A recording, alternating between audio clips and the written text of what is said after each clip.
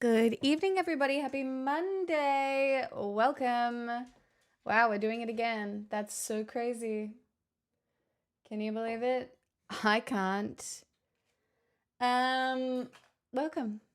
Hello, Queza, Love Saber. Welcome, Leaning Not Lifting. Lakevbo, Sanguinary, Elsirian, Perfect Timing. Kuba, hello. Welcome. I hope you are all at peace. I'm not gonna lie. I'm really getting very good at making these little matcha drinks.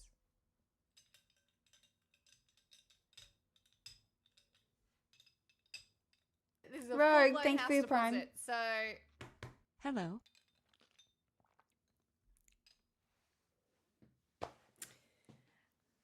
32 months. Thank you so much. That's a really long time. I'm so grateful. Thank you. Welcome. Hello. G'day. Oh, you got the same thing Tiny got the other day. I purchased myself glass straws. I am very happy with said purchase. Did I commit a crime and get them off Amazon? Yes. But, oh well. I mean, I love Amazon and you can buy glass straws too. Well, I'm not killing any turtles. Fox. Yeah, look. It's not my most shining moment. But I didn't put strawberries in this one because I just couldn't be bothered, but I put honey in it. It's just this it's pretty good. I can't complain. That's like how much of his yacht? I don't know. He doesn't own it anymore, does he? Or I don't know. I don't know how it all works. Chat, the weather ruined my life today. It was pouring rain. Taking Pixel out in the rain is fine. But it's just such a dampener on one's mood after a beautiful sunny day, you know? Hey, Professor Fappington, welcome on in. Hey, G-Temp. I don't know. The rain, I it's about to rain for another week. And I get it, and that's good. We love water. But that sunny day was so nice. Welcome back, Mega Ryan. How you doing? Hey. You know what? I was just annoying. That's all.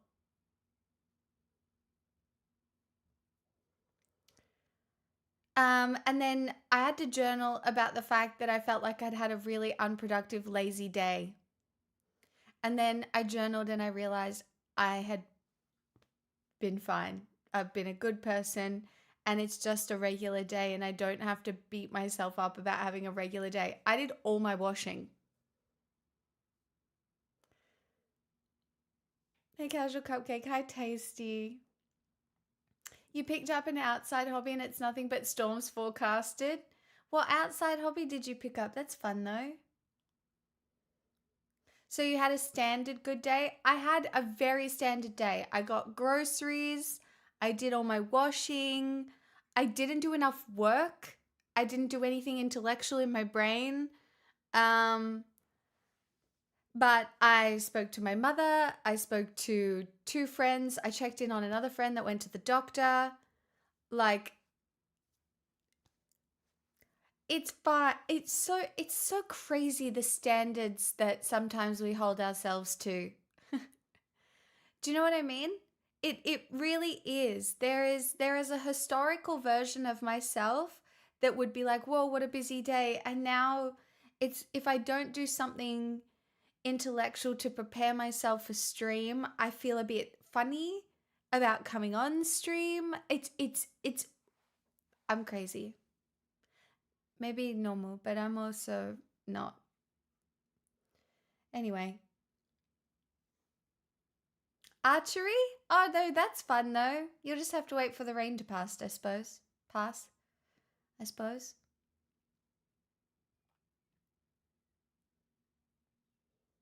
I also showered. So, you know, that's up there. Watching the entire new season of Witcher in a day, on the other hand, not a busy day, but I needed a couch day or 20. You deserve a couch day or 20, Tasty. How was it? Is it worth the watch? I have the second season of Nobody Wants This lined up for tonight after stream. But yeah, I don't know. Is the new Witcher season worth the watch? I love Witcher. It fizzled for me. Pixel doesn't get grumpy when she has to go out in the rain. I don't even think she notices. She's pretty chill.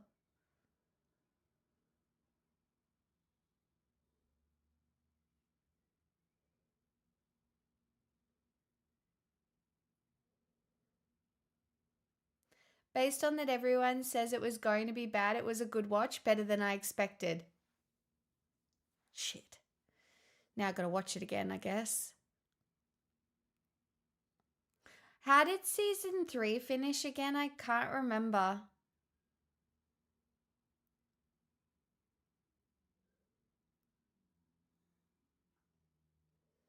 I'm gonna watch it and then they're gonna cancel it.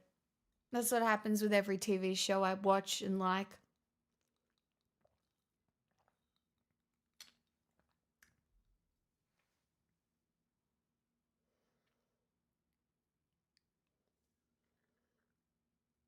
They mostly separated. They already filmed season 5. It's going to be the last one. Okay. So, all right.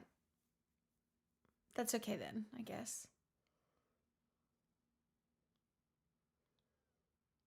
Hey, Blue. How you doing?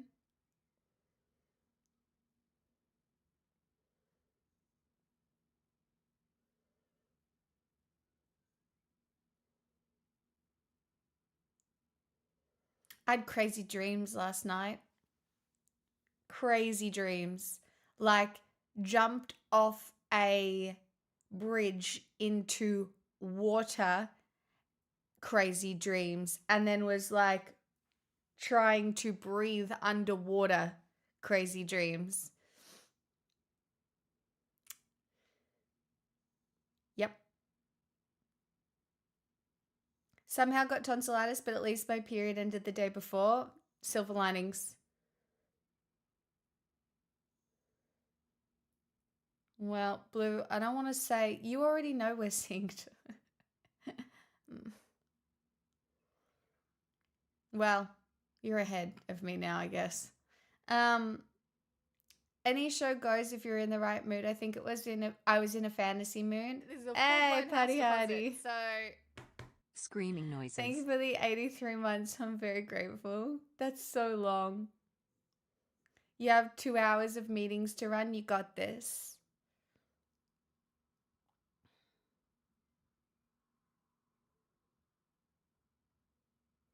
Nah, it wasn't a nightmare. I felt really capable. You know how sometimes like dreams are crazy, but you're not scared. You're like, no, I'm capable here. I'm the protagonist. It's so funny. I can be the protagonist in my dreams. Not great at being the protagonist in real life, at least, but I'm very good at being a protagonist in dreams.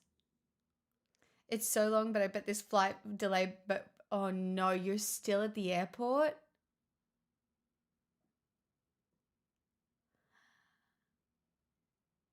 I'm so sorry. I thought you'd gotten home. Oh, I thought you'd gotten home. That's awful. I'm so sorry.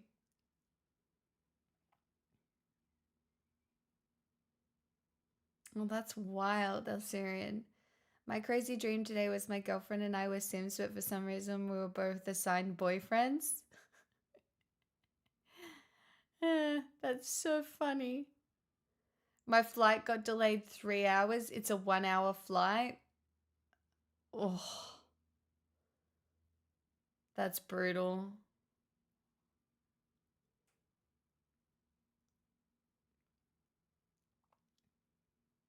I mean, you probably aren't great at breathing underwater in real life either. True. You dreamt you met Sabrina on the weekend? That's a pretty good dream. I've been watching clips from her Madison Square Garden moment. They've been very entertaining. Tasmania is fucking lovely. Would recommend to everyone. It is really beautiful. One of my best friends got married there and is from there, so I got to see a little bit of it.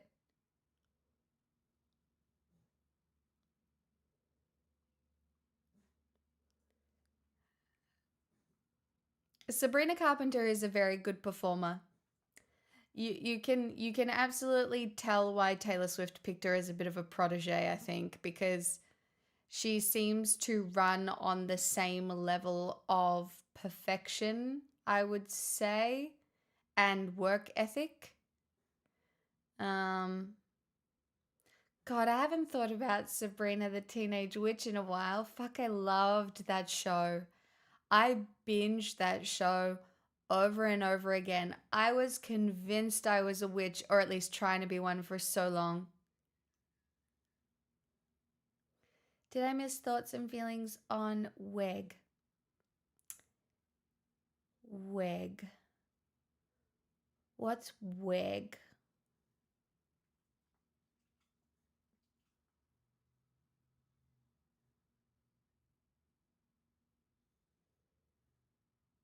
Oh my god, I didn't even see that blue. Did you also wait patiently for your Hogwarts letter? I had a mental breakdown when it didn't come.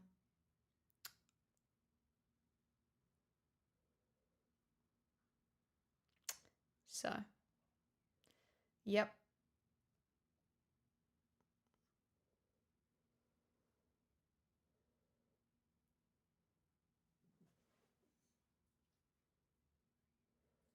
Oh, West End Girl, Party Hardy, I'm obsessed. It's been on repeat for the last 2 days straight.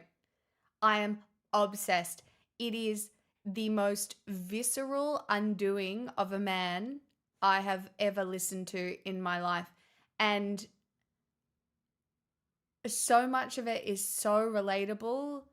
And like it is harsh. Like it is Lily Allen at her best being harsh, but it is poetic.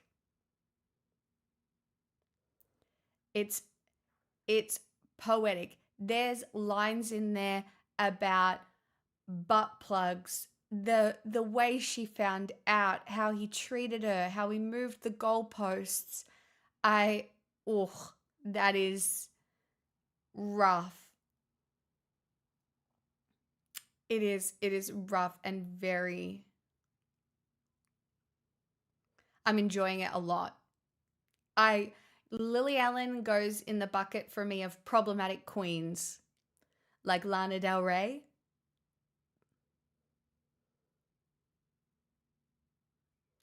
And I am no, I don't care.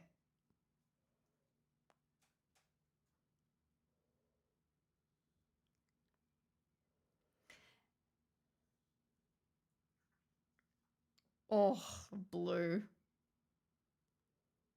And now Millie Bobby Brown coming out too, yeah, with the bullying allegations. Kaya is a problematic queen to Hassan. Blurb. Stay on topic, okay? Don't make me press the button. Hey, Jas.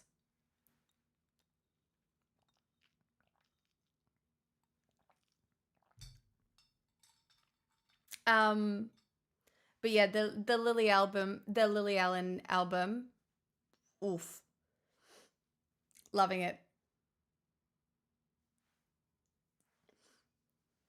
You could search the world and never find such good goop. Smixel best, are we talking problematic? Gay Elephant, meaning of life, amount of months, and a sneaky tier 3. Thank you. Thank you very much. And yes, you are problematic. Do you know sometimes I listen to these albums of these women who have found themselves in such interesting situations. And I'm like, I need to find myself in some more interesting situations. Like, I don't, it's like, it's like I chose peace very early on, and other people seem to choose mess. And sometimes I feel like I wish I would be a little worse and choose a little more mess, maybe.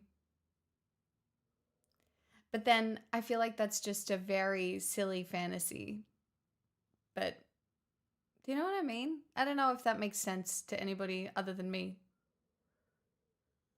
I mean, in fairness, interesting situations sound stressful. I know, and as if I have the skills to be able to navigate that.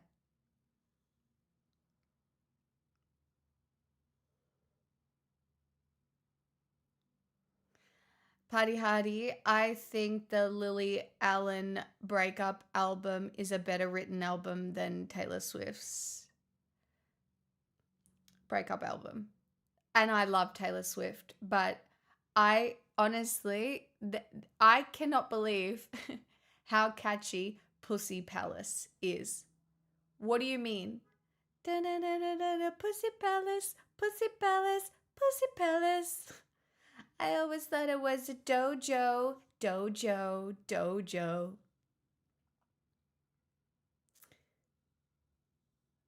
Mess isn't all it's cracked up to be. Both my kids threw up in the middle of the night this week. Yeah, that sounds rough. Hi, Dottie. That doesn't sound fun.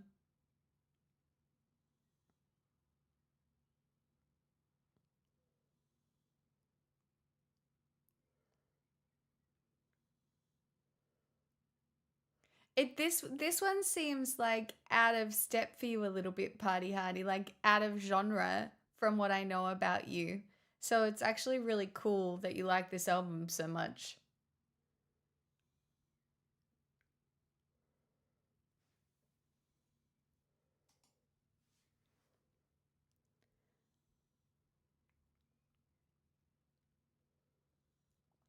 That's my colleague's fault. Well, your colleague's out here doing the Lord's work.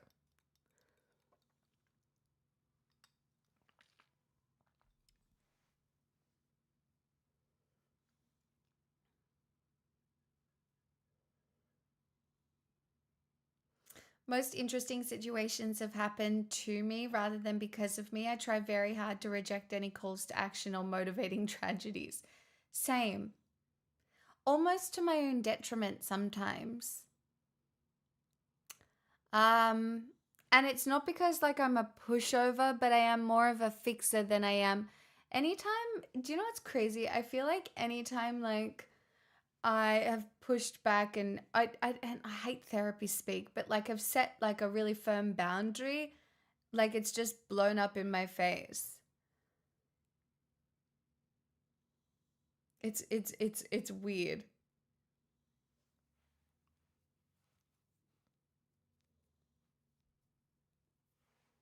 Oh, Pixel snoring. She's so cute. Look at her.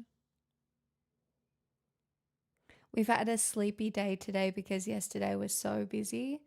I think today she's just more than happy to rest. By the way, chat, streams this week are today, tomorrow, Friday, Saturday. I'm skipping Sunday to go visit my friend's house that she bought with her partner, and then we're going to grab brunch. And Sunday is the day that she's available, and I haven't seen her in a bit. So, and then Wednesday, Thursday, I am seeing my mum one day, and then I'm seeing my dad the next day before he leaves the country again. Um, so yeah, you get today, tomorrow, Friday, Saturday, and those are the vibes.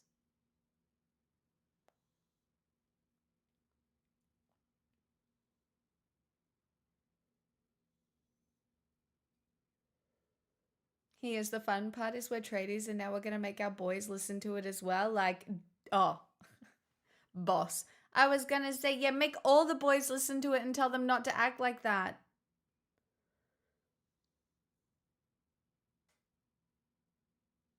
I'm still doing the same amount of streams. It's just the days are not the usual ones. Because usually I'll take a Saturday off, I guess. Because I love working Sundays most of the time.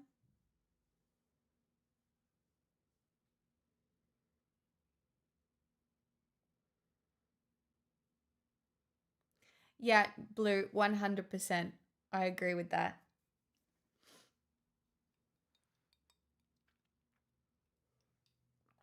Why are you busy this week, Gay Elephant? What are you doing? Hi, Strawman.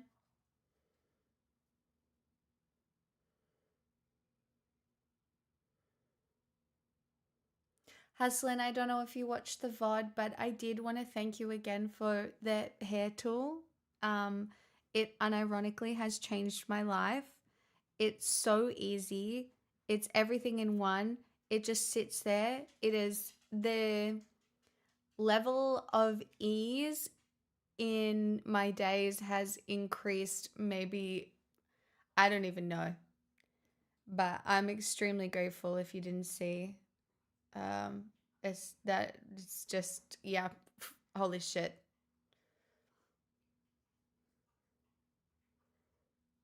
Crazy improvement in well-being. And also I've become like like I'm doing my makeup on the floor in the living room. So I've come up with a new whole routine where it basically the whole thing lives behind my mirror in my living room and then my makeup is underneath the couch. And then I basically just sit on the floor and listen to music and do my hair and makeup. And it's so nice because my bathroom is small and shit and not very good lighting. Um, but usually like I would have too much stuff to um get ready anywhere else. And now it's way easy. It's way easier. Hi Sportler. How are you doing? Nah. You can be superstitious, Blue. I'm a little superstitious. Gotta remember it's the full moon this week as well. So make sure you put your rocks out. I think it's on the 5th. Something is itching my nose. I don't know what. Oh, I think it's a hair.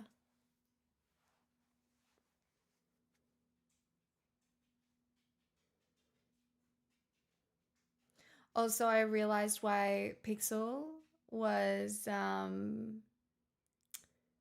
weird the other day. I found a plant that she chomped on. It was a peace lily, which won't kill her, but would have made her mouth really itchy and annoyed the crap out of her. And that's why she wouldn't like eat properly or whatever and was just being weird. Because I found the plant and I was looking at it and I'm like, why does it look like a dinosaur has chomped into one of these leaves? Pixel.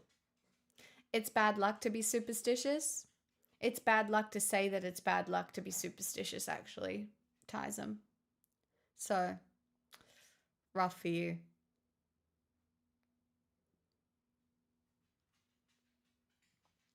Yeah, but it doesn't last very long, Strawman. It'll be over now, so.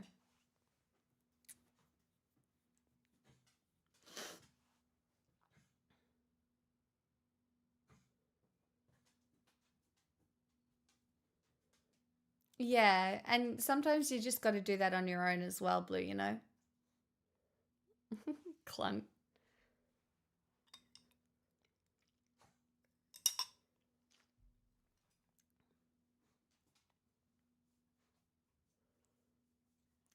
Got him.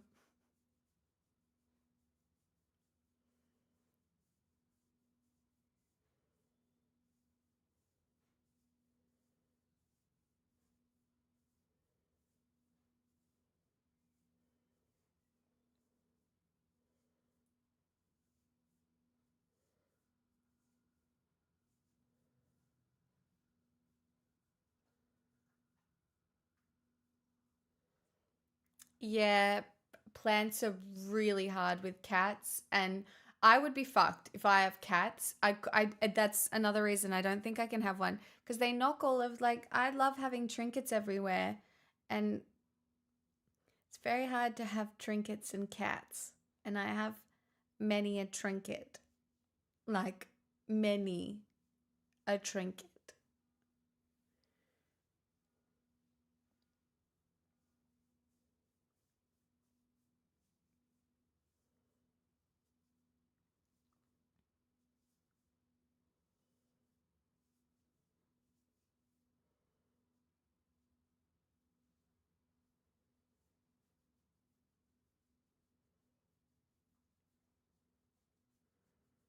I think I'm also allergic to cats, Alcerian, but I'm also allergic to dogs.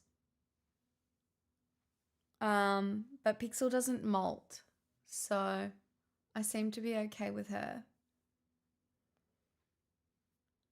Cats are better, but fair enough. I mean, I love cats as well. I just don't know if I'd have to change the way I live trinket wise, you know?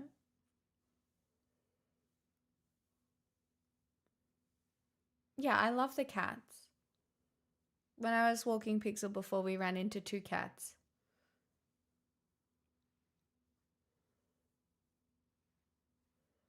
Yeah, but your cats are small, Hustlin. Maybe they can't get up high enough yet.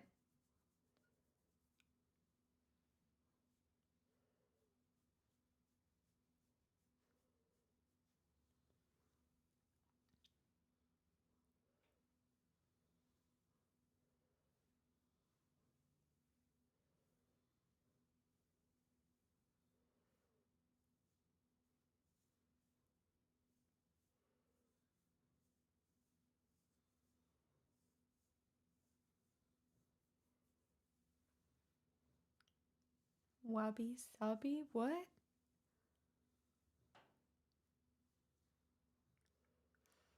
I don't understand.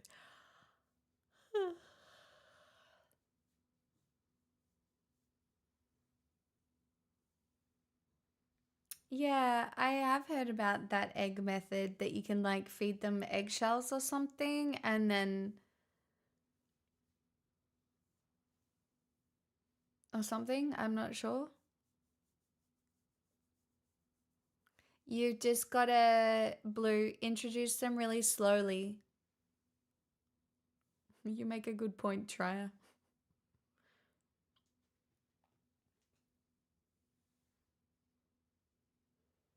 You can get up on a 7-foot fridge. Oh my god. You have to feed the cat eggs from chickens that are regularly exposed to cats. That's what I thought. Yeah, something to do like that.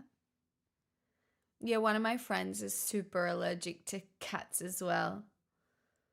Like she came over to my friend's house the other day and she's like, I gotta go. My whole body itches. Bye.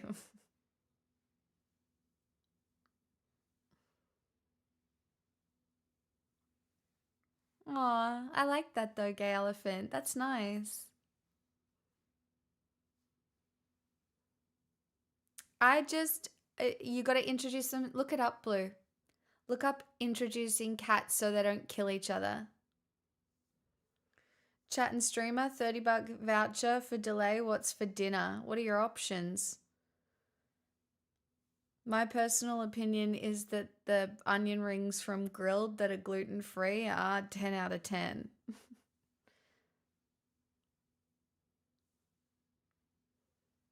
No, he's stuck at the airport, aren't you? Like, do you have very many options? Is there any kind of pita bread you can have? Yeah, you can get gluten-free pita bread. It's not that great, but they just sell it at the supermarket. But like, would I eat it? No.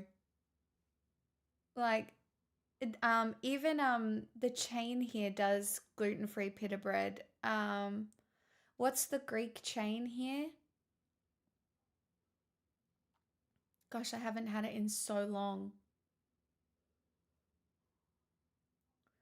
Chat, you'll know the one. Someone from here would know the one I'm talking about.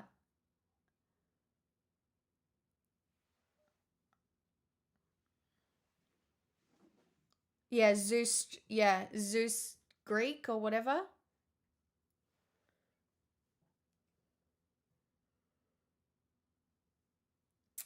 Oh, party hatty. Well, that makes it bar food. Probably a Parma. Yeah. Oh, schnitty and gravy. Perfect. That sounds delicious.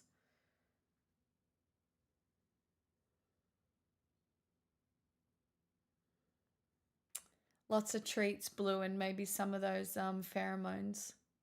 I only know a lot about this because I have a friend who introduced cats recently.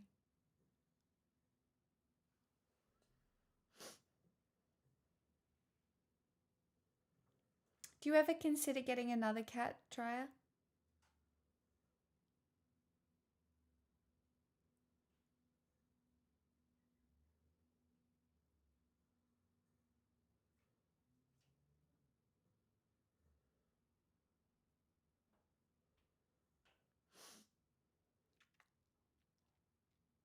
But yeah, Zeus Greek or whatever it is, they do gluten-free pita bread. Ask me how I know. I've ordered it a couple of times in the past. Do you know, it's funny, the only time I ever get Greek food is when I have a craving for tzatziki, which is an odd craving, and I'm pretty sure generally it's a craving for like the taste of raw garlic. And I just want you to know that that is definitive proof that I am not a vampire.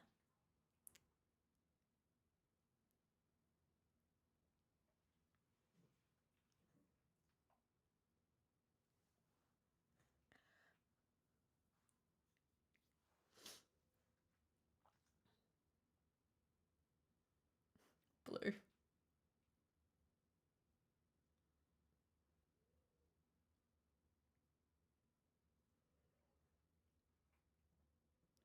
I consider it and then conclude that I feel guilty about it. Why would you feel guilty? Like you're cheating on your old cat?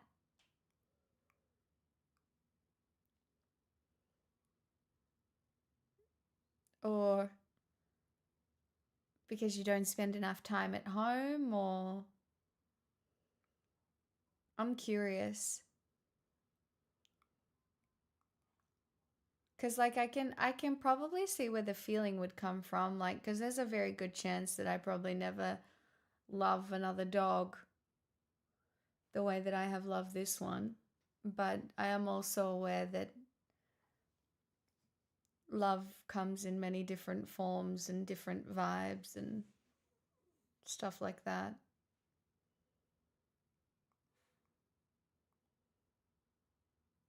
Gay elephant, that sounds good.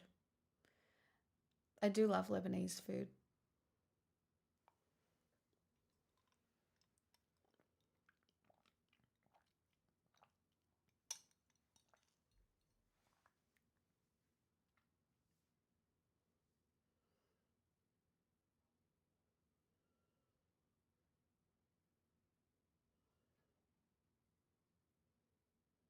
Yeah, I didn't give him enough love, not as much as he deserved. I mean, but you did. You did your best. Sometimes I feel that way about Pixel. What do you mean she doesn't get to grow up?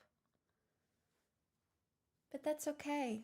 Sometimes things like that aren't equal. Like sometimes, like truly, sometimes I feel like very guilty about Pixel only having me. Like there are other dogs that get to experience like living on a farm or watching a family grow up or children around all the time, and Pixel doesn't get that. And sometimes I feel a little bit guilty about that, but like Pixel knows the world that I show her. And that doesn't mean that you wouldn't be able to show another little animal a world.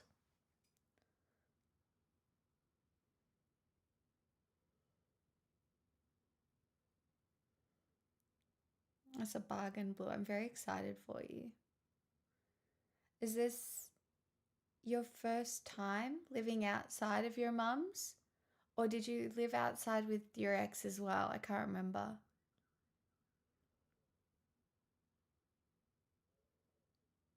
I know, Jess, and I do remind myself of that as well. But I also feel guilty about the fact that she got chronic bronchitis from something. Like, could I have prevented that? I don't know.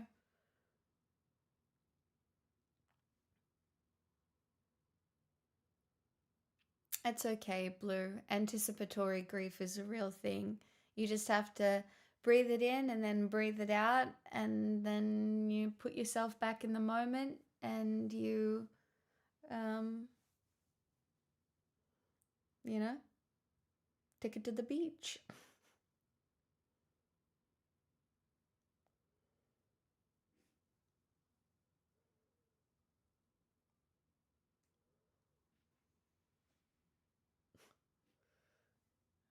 Not her choosing the fucking floor as her bed of choice.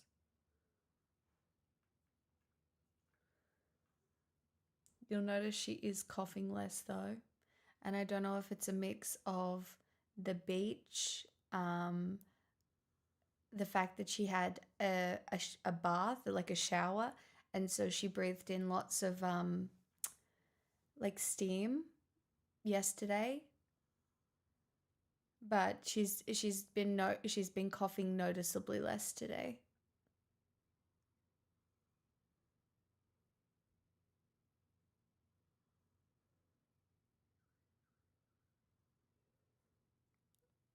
Blue, fuck, you're a good daughter.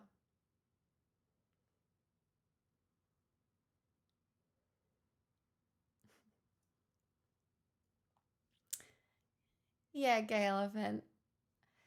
I just, it took me a little while to think of this, but I, when my friend did mushrooms and realized how interconnected everything was,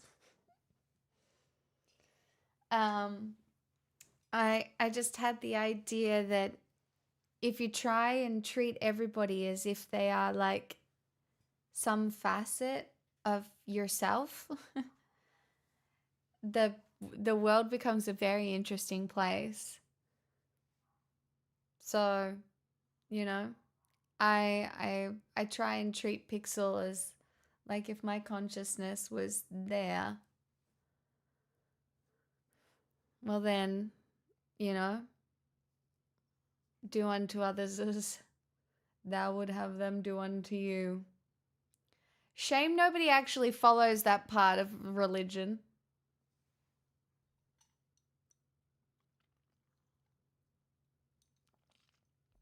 Blue, you're very responsible.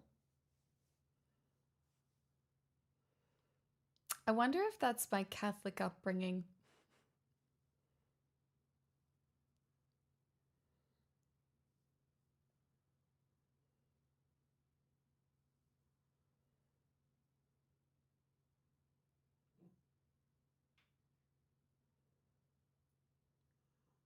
I say that, but then I thought when we went to church, everybody knew we were all pretending. So maybe not. Like I was there making up head bops with my friend to the hymns, not necessarily being like, uh-huh. Do you have Catholic guilt for absolutely no reason? I don't think so. I definitely have some internalized stuff, maybe, that's like left over.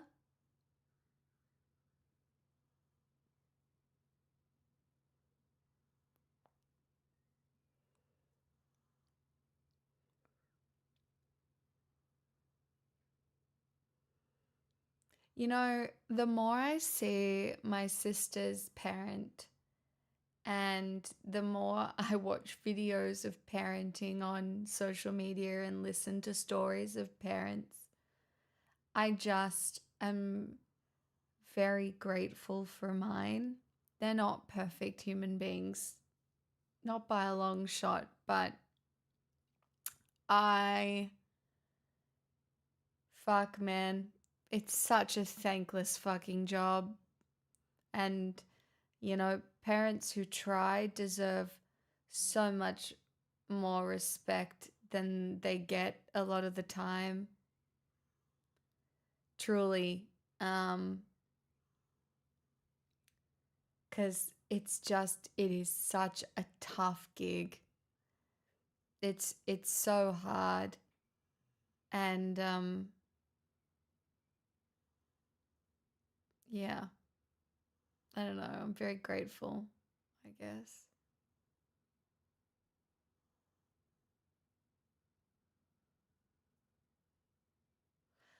Oh, no, I do feel bad when like you're driving through McDonald's and they're like, "Do you want to donate $2 for childhood cancer?" And I'm like, "No, fuck you." Life is heaps more interesting with you a part of it. The uplifting joys, the meaningful wisdom, the delightful jokes and banter. I am grateful to enjoy these and more. Thanks, Linda. Thanks for the early stream money. That makes me feel very nice. Oh, yeah. Parenting is just human beings trying to make it up, especially if your parents had you young. What do you mean? Like, I think of myself at 23 and I'm like, what do you mean people were parenting then?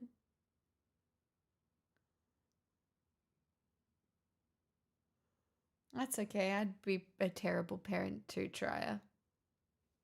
I don't I don't think that makes you a bad person.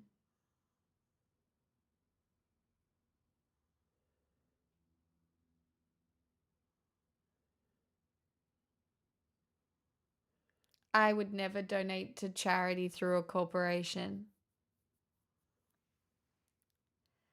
That's why I say no.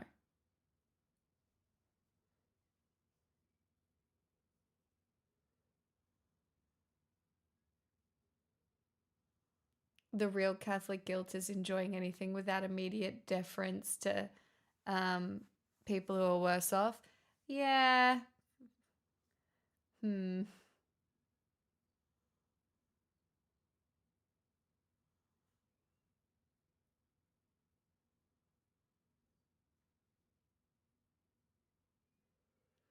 Oh, about pregnancy, party hardy? Don't worry.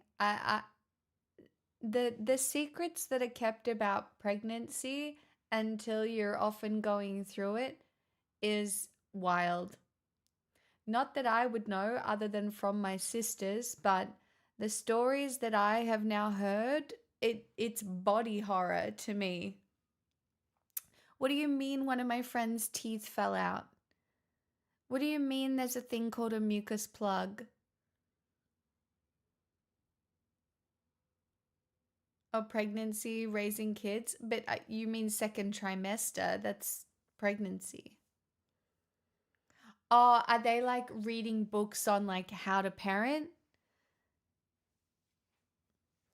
Yeah, you'd be surprised. There's like, you got to learn things. So when I was nannying, I obviously read lots of books on babies and stuff. I was so trad. You would be surprised. I'm very good at looking after children and doing like age appropriate activities, but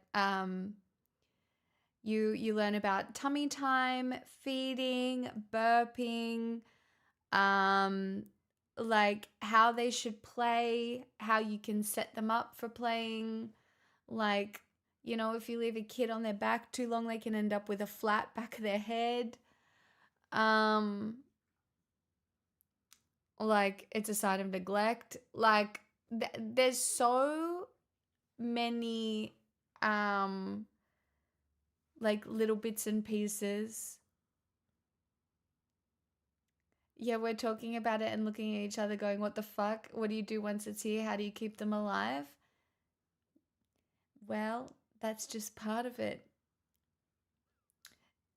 Food before one is just for fun, but I wouldn't give them anything to eat until after 4 months. But, people mix it up. There's baby led weaning, there's other ways to wean, there's, you know, there's, there's different ways you can put them to sleep. Some people are like swaddling, um, you know. There's a lot of stuff you've got to do to try and avoid SIDS, which is sudden infant death syndrome, which is more common than it should be, but we don't have an explanation for a lot of it. I actually know a family who experienced SIDS where they just put their baby to sleep one night and woke up and the baby was not breathing for no particular reason. Went to bed perfectly healthy, no signs of anything, and then it had just died, which was obviously so sad and just, it's just like, but the reality is most of the time those things don't happen. And my greatest advice, party hardy, would be for the partner of the person who is pregnant to do as much for the pregnant person afterwards. Because post like your hormones after having a baby plus the lack of sleep, it is the partner's responsibility to make sure that you are okay enough to look after the child. Like if you're doing the primary parenting, like that would be my biggest piece of advice. And this is coming from someone who was a nanny from like these kids from when they were 11 weeks old. And I feel like a lot of times that doesn't happen because everyone's snappy and everyone's tired and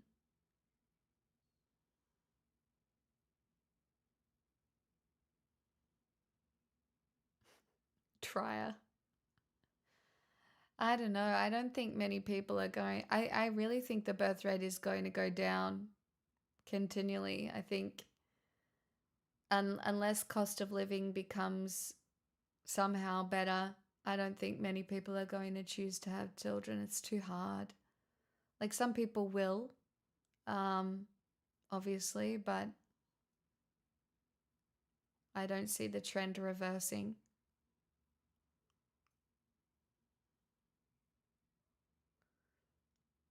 Just party hardy, I'm just telling you, they are unprepared for the lack of sleep. And there's not really much you can do to help.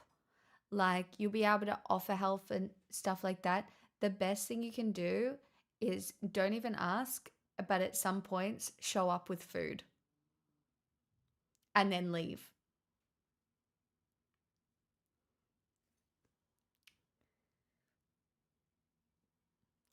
Because show up with food and then you'll find that a lot of the times there's not really much you can do to help. Like there is, but there isn't. Yeah.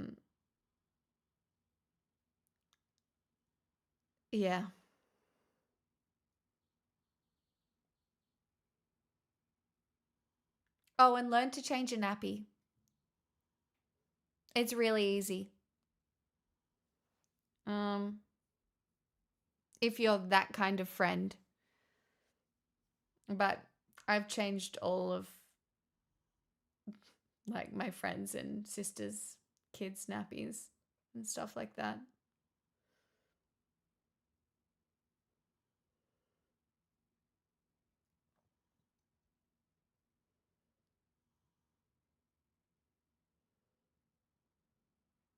The division between the relationship between men and women will make any criminalizing of birth control not increase the birth rate much, if at all. Yeah, well, I mean, women will just stop having sex. You'll see probably sexual assault increase, maybe. Yeah, cribs need to be very safe, party hardy.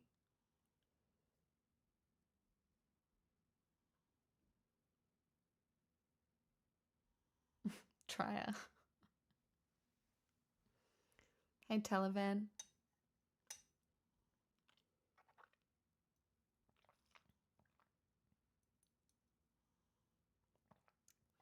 Is your chair hugging you? What you don't know about me is that I am only emotionally regulated when I have access to a blanket. I'm a normal person, I swear. Kind of. Kind of.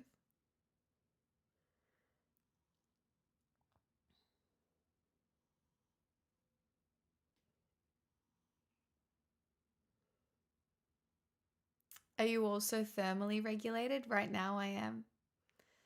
My feet aren't even cold. It's delightful.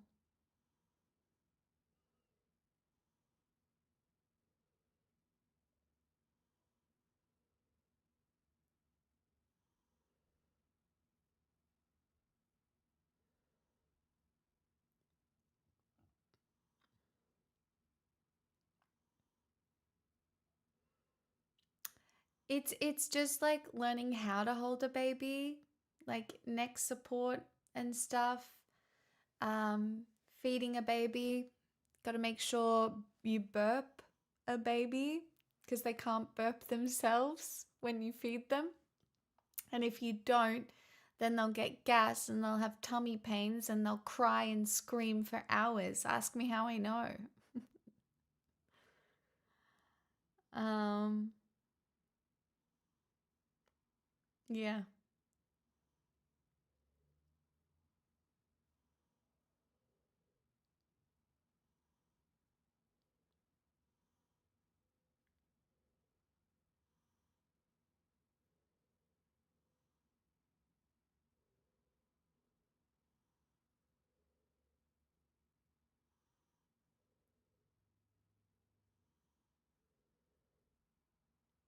It's so weird because I can talk about all this so easily, but the idea of ever being pregnant to me is still like, nah. And it's really coming to a point where that time will have definitely passed me by anyway, but I cannot picture it in my body. It is the most, it's just never felt like, I don't know. It's so weird. It's not the vibe. I don't know how to explain it any other way.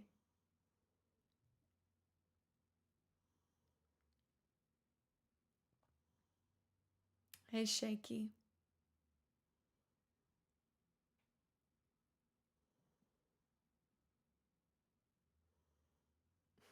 Blue. Well, it's always good to know, you know? It's always good to at least know this stuff.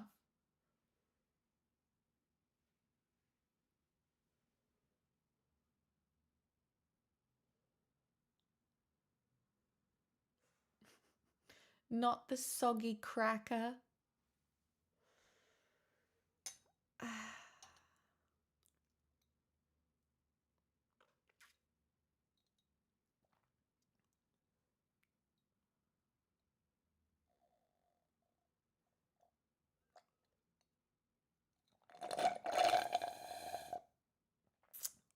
Don't judge me.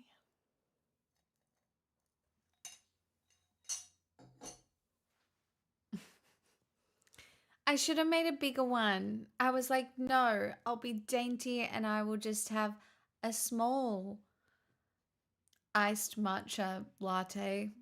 And I regret it.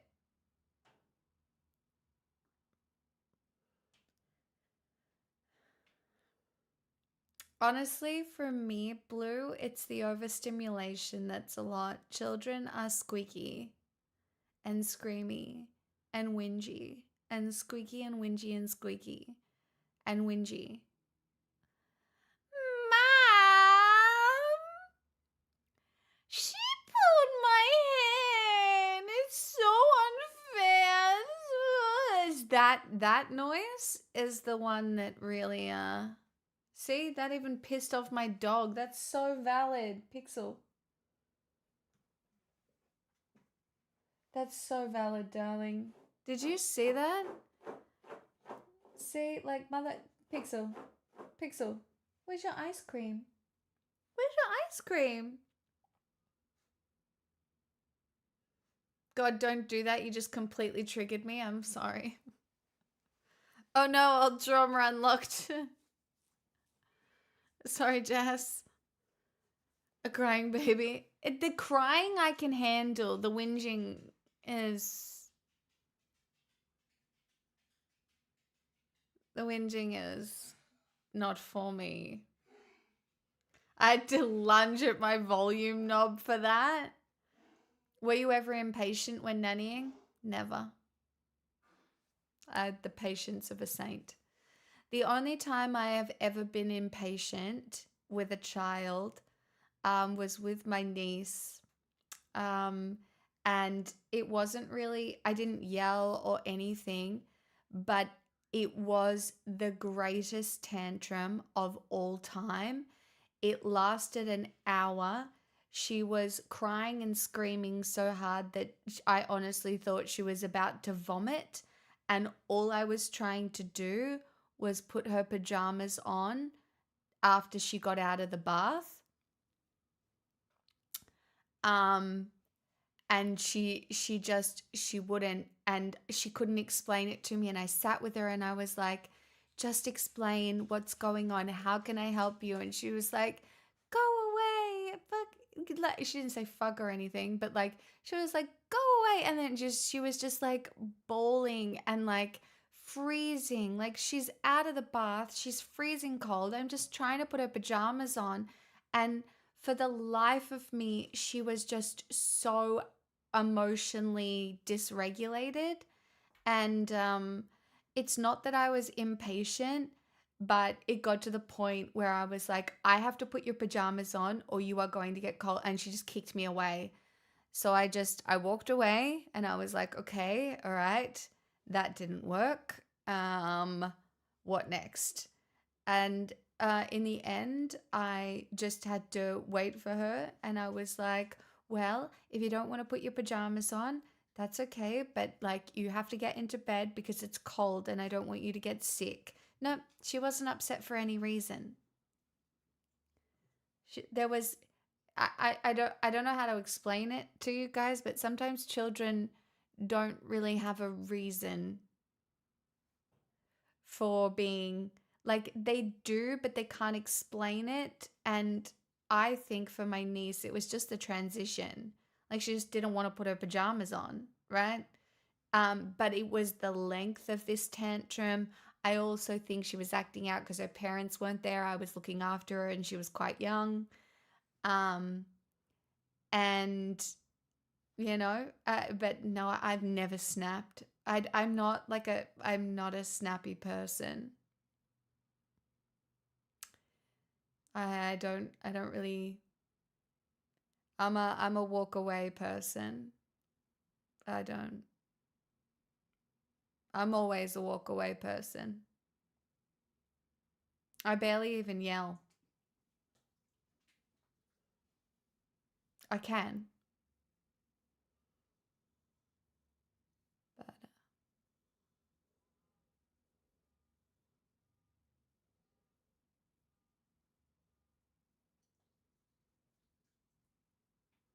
and then she goes live. I'd be out the front. Jorts. You only yell at your mods? I barely even yell at my mods. I don't need to yell at my mods. They know what's going on.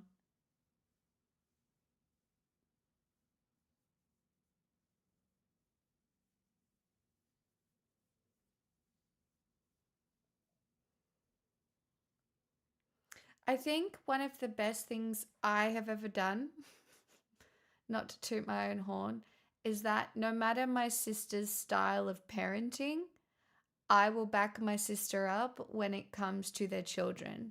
Both my sisters are different kinds of parents, but if they are parenting a child one way, I don't critique their parenting. I won't tell them how to do it better or anything like that. Most of the time, I just back up my sister because I think sometimes it's a united front against for children is really important, and I will never ever be the auntie, like a shady auntie being like, "Oh, your mother said no, well I'm going to say yes. Your mother's being mean." I would never do anything like that. I will always back my sisters.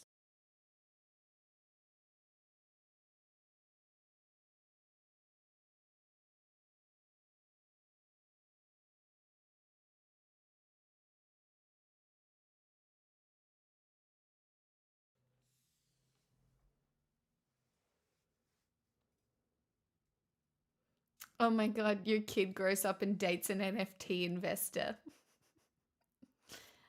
Yeah, that's very funny.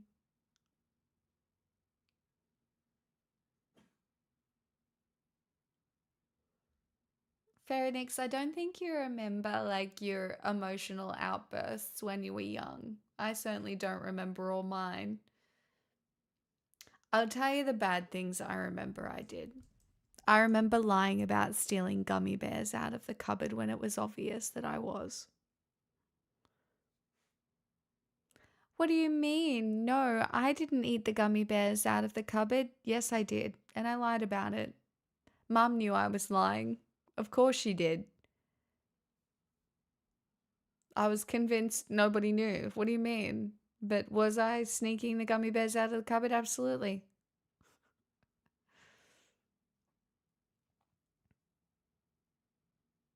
Hey, Khaled.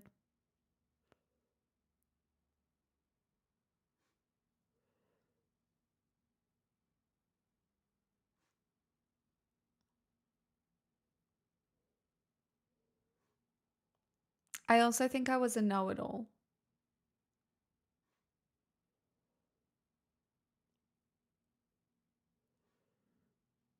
Like, I'm pretty sure that's why I was kind of like unliked in primary school, because I was that freak at the front of the class, legs crossed, back straight, question asked, hand in the air first.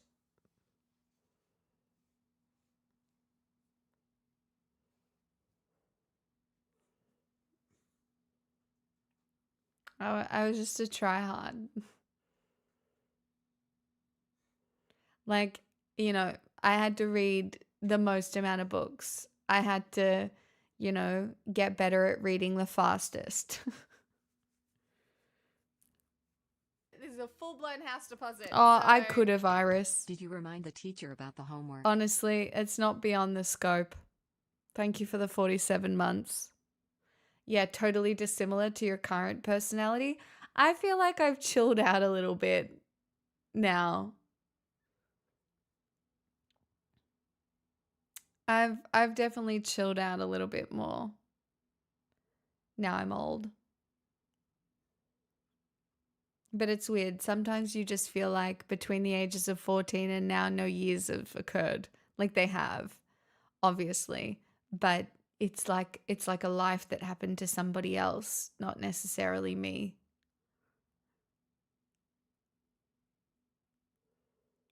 I was definitely well behaved.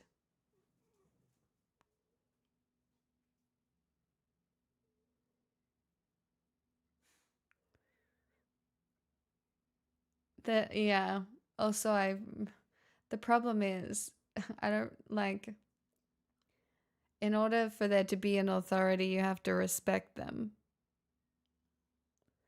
That's the tricky bit. The gummy bears beg to differ. Look,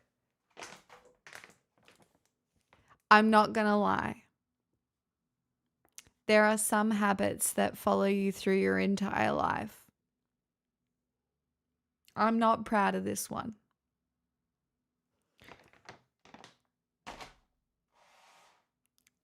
What are you gonna do about it? I do think over like my life, I learnt to live. I think it took me a lot longer than most people. I feel like sometimes people figure it out a bit quicker than I did. Um, is that a goon bag? No, it was filled with candy and it's now only got a little bit of candy. You've beat me now. I did the kilo in a week and a half. Yes.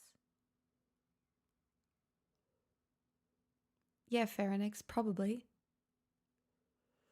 As you age, you learn to live and then you die. Yeah, but like I couldn't do anything on my own. I had such social anxiety. I was completely vulnerable to like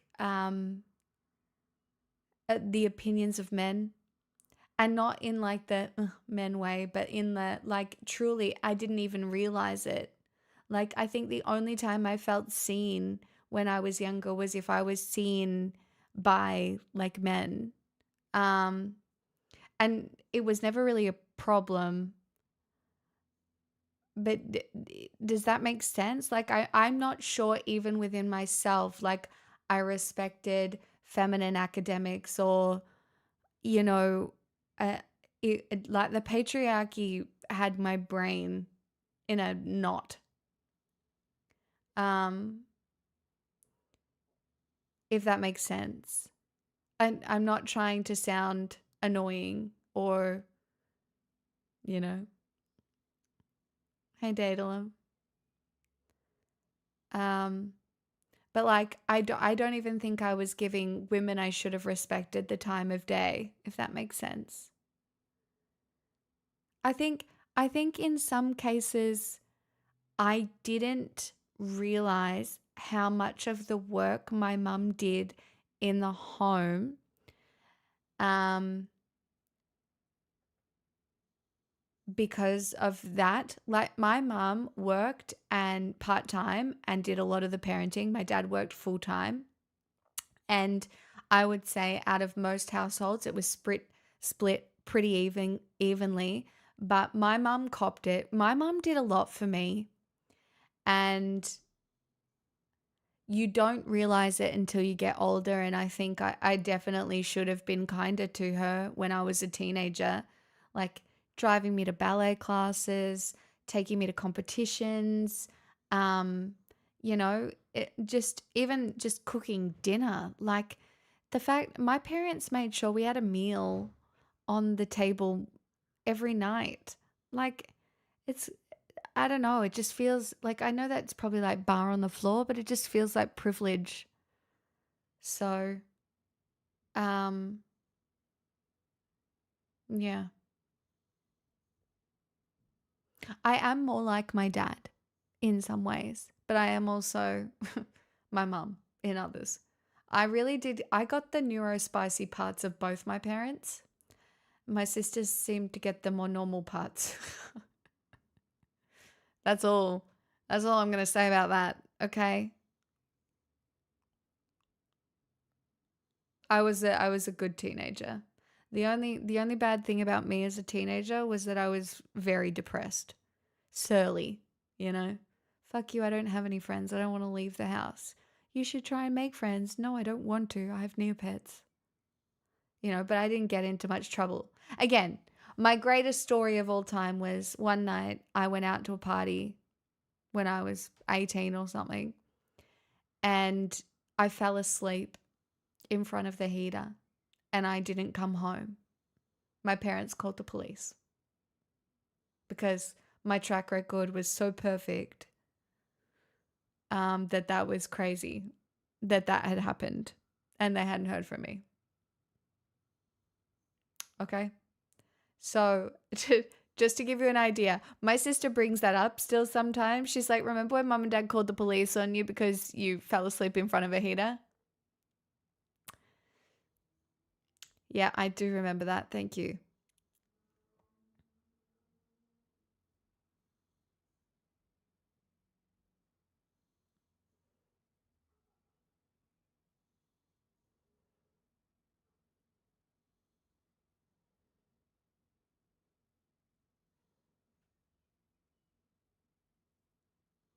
Are you okay now? I don't know. Am I? You know how I'd be okay right now? If somebody wanted to subscribe on twitch.tv/pixelsmixel. That's right, for just $5 a month, you can subscribe for more incredible anecdotes and cool stories like the previous one I just told. After the heater, oh, I mean, yeah.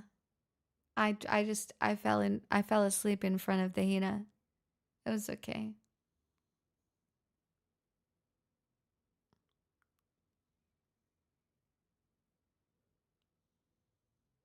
I honestly was far more rebellious in my mid 20s was when I was a problem. Okay. That's when I found myself making a few sketchy decisions. This is a full-blown house deposit. So What an incredible deal. you could search Oh. the world and never find such good goop. Here for the stories, Smixel Sip. Well, Poggies, thank you for the 57 months of Sneaky Tea 3. And thank you all for taking the deal 28 months later. Thank you. You were a good kid. I was. True, like, I don't know. I was a bit of a loser. So my sister's gotten a little bit more trouble than me. That's for sure. Like, my sister was replacing vodka with water at 16. My sister was like naked in a bush. My sister got our car bashed somehow.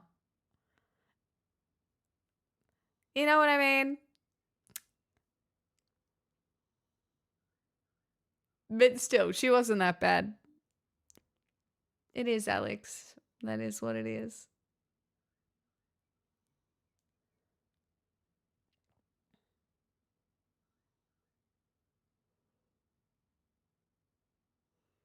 Yeah, my sister was always extremely fashionable and personable and likable.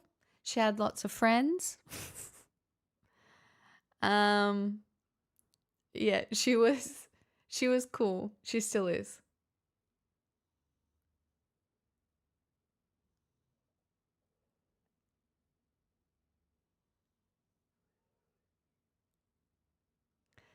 What did you dress up for as Halloween? I didn't.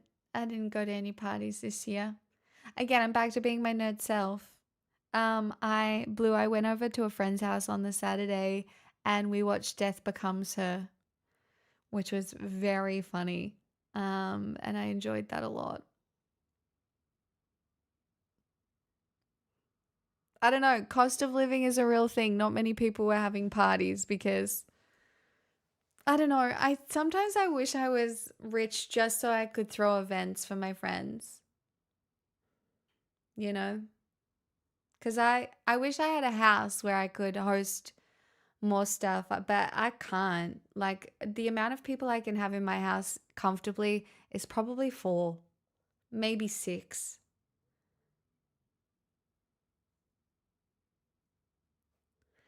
Um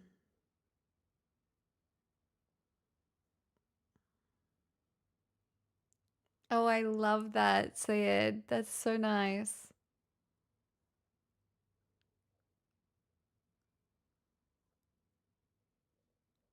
We need to get Pixar own East Wing Ballroom, please. Thank you.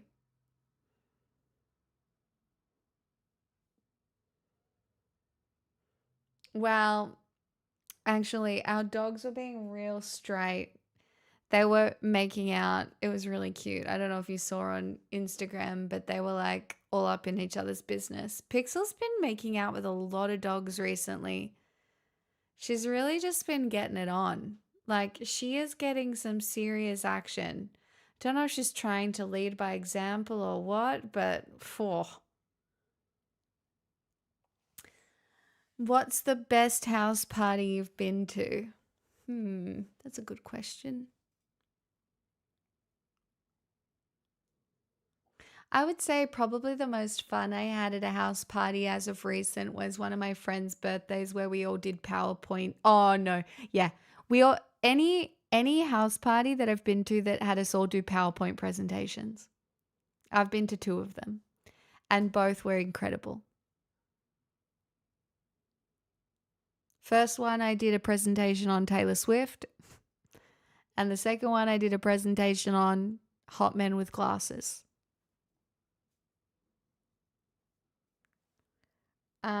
But the parties just went on and the vibes were good and it was just very fun. So,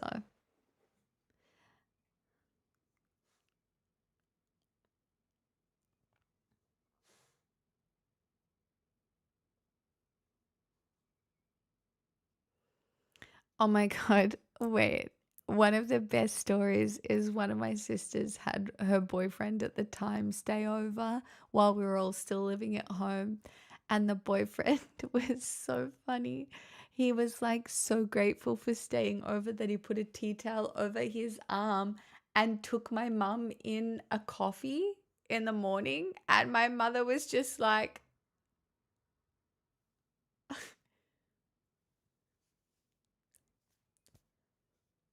okay.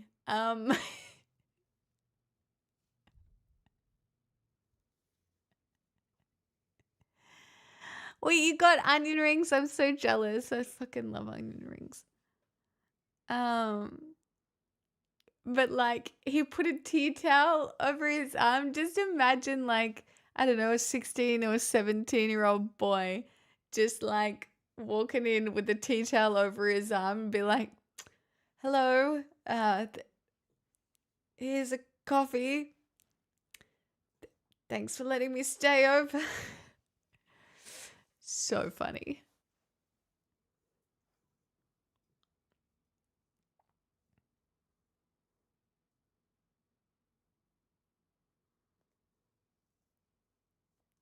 Oh yeah, Blue, I saw yours. Yours is so cool.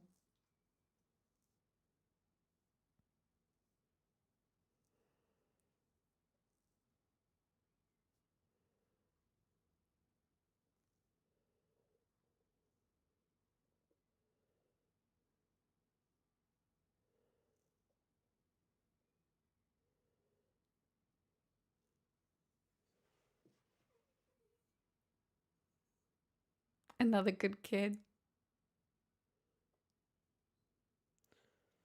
I guess different people draw different ideas from the same thing. Huh?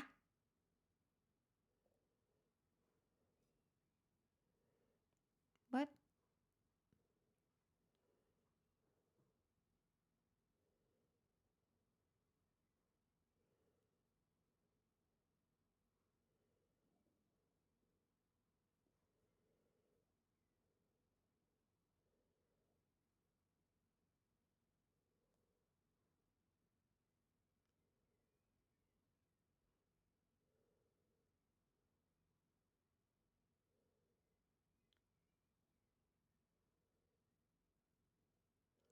Chat now, every time I sit here for a little bit too long and it's silent, I've got that fucking guy being like, the worst thing for your stream is when you sit in silence.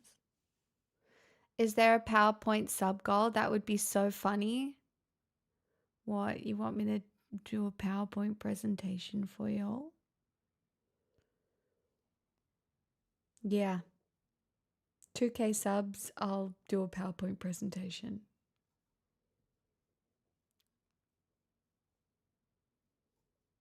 We haven't been at 2K subs in like a year, so.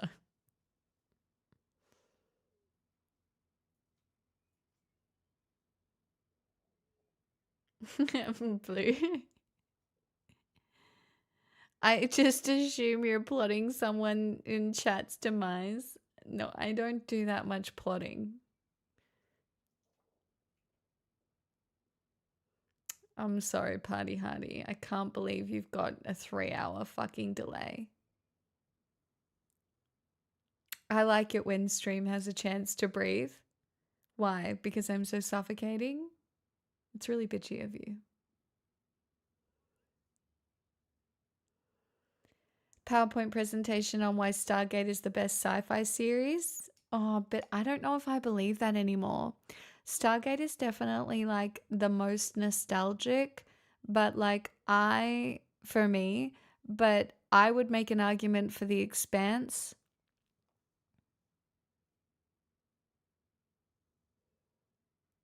Um,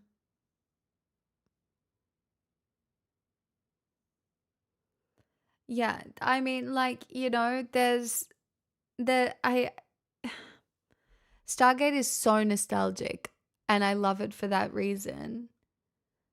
But whoa. No, I loved all 5 seasons of The Expanse. Like truly. I really did.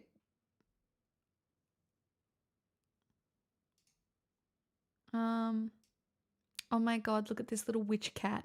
Oh my god, that's so cute. Stop it.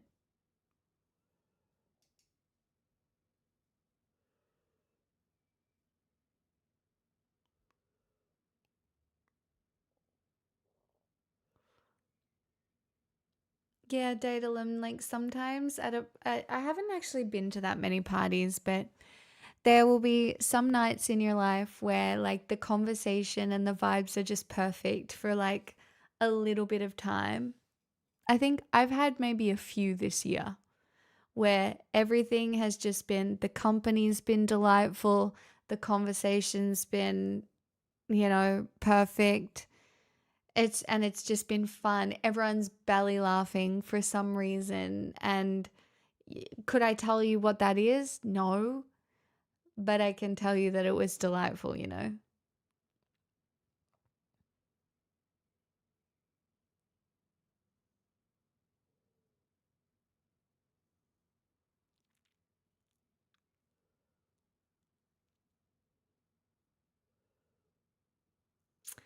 Yeah, strawman, that's because people's attention spans are really hard to hold these days. So people speak really quickly to attempt to hold. Like sometimes some people would say my stream needs Subway Surfers because it's boring. Like, I am literally just talking to a camera. This is not, a lot of people don't, like, it's not enough going on for a lot of people.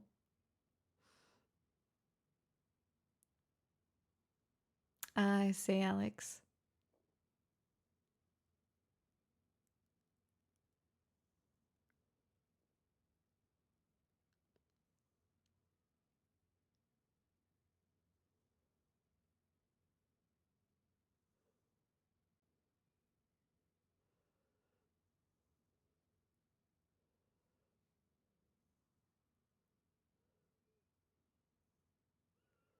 Not you guys hitting me with the moose.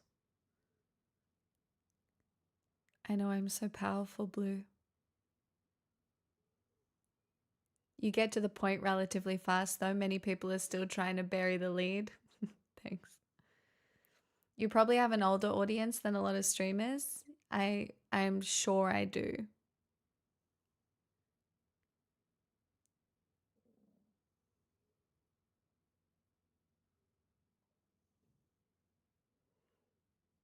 Blue, you just got scammed because I'm a Swiftie.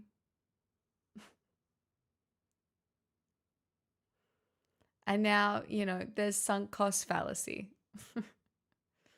That's how I get all of you. It'll be like one thing, and then it's like, it's been a year, and you're like, well, fuck, I guess I'll put up with the rest of it.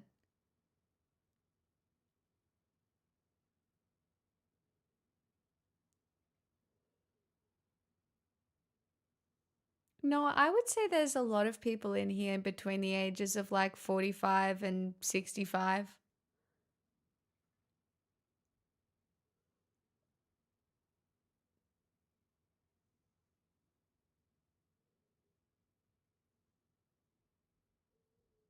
Hey, Hail Beelzebub.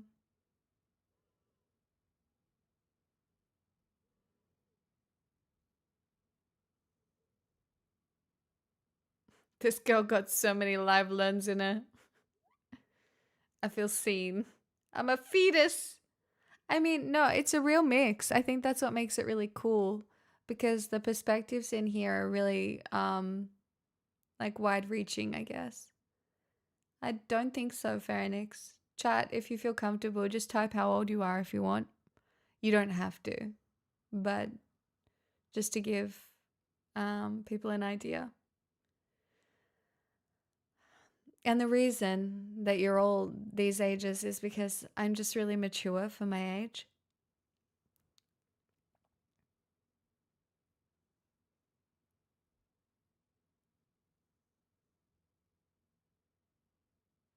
ancient, like straight out of Stargate.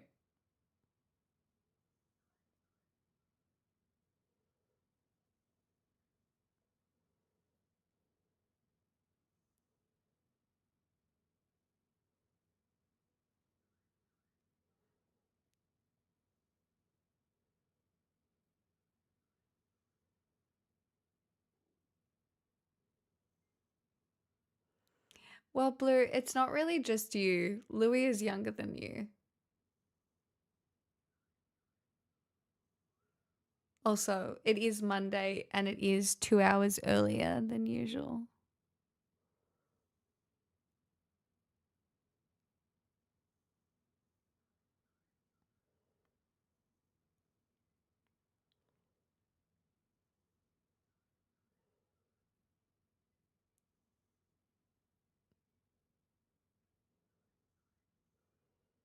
Yeah, 2 hours earlier now for Americans and poor Canadians.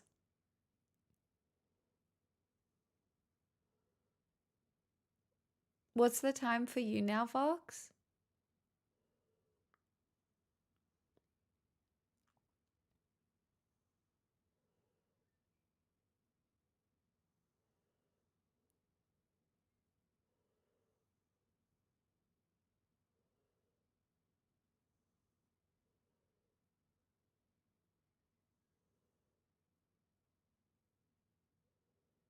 Oh, sorry, I was asking what the time is for you now. I know I start early.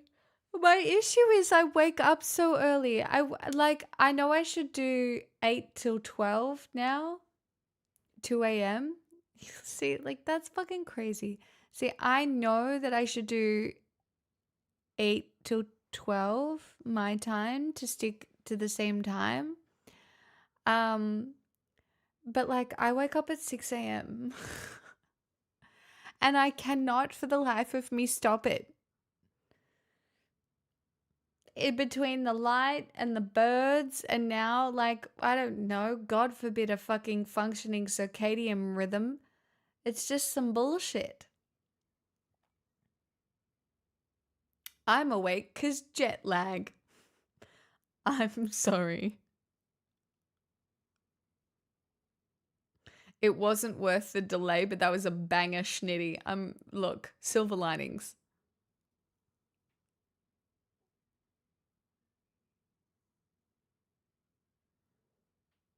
Well, like they say 50 is the new 40 and 40's young. So,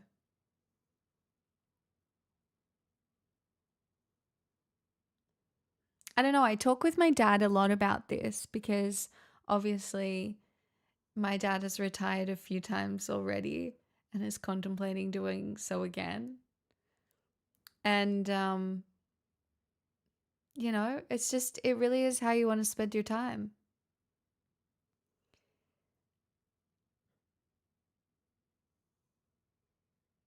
You know, what health looks like, what joy looks like, what peace looks like.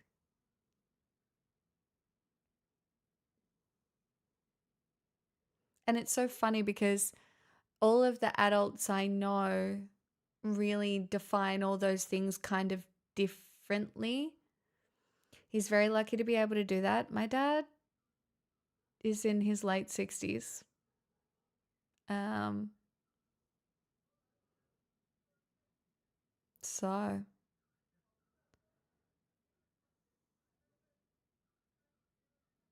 tell your dad to get into streaming. I think he would hate that.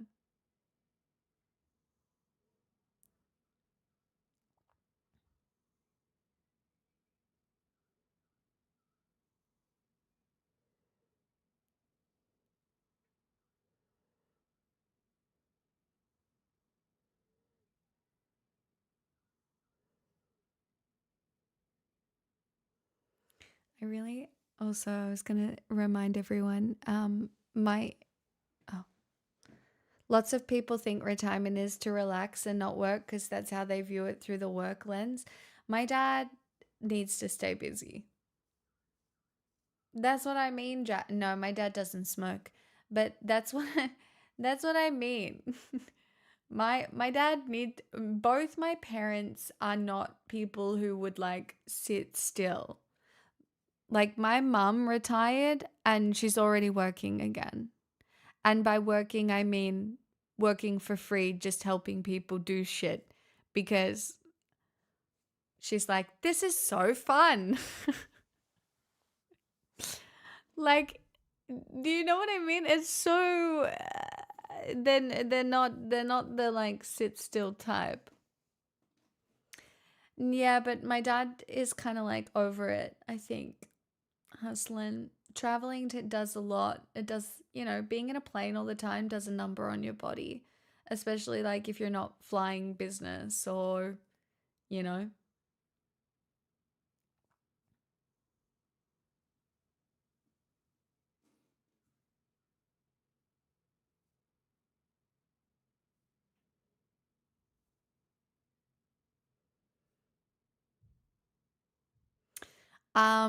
See, I spoke to my mum about maybe going back into academia and she's like, "No, I think it's dead." I don't know, guys. I think AI is going to kill academia. Truly. Oh my God, Patty Hardy, getting on a plane? Crazy.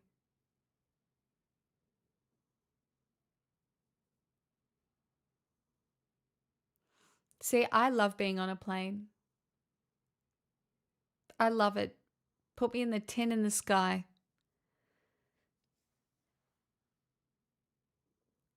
Like, I definitely think I could be someone who traveled, but I don't have any skills that require that happening.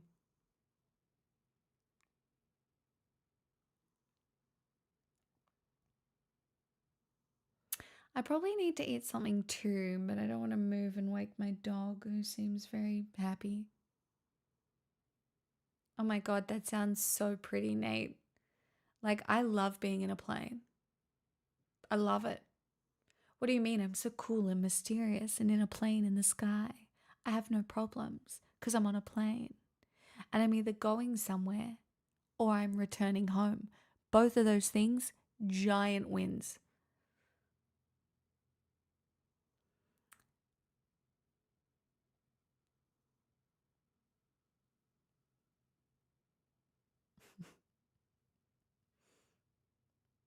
Why not then?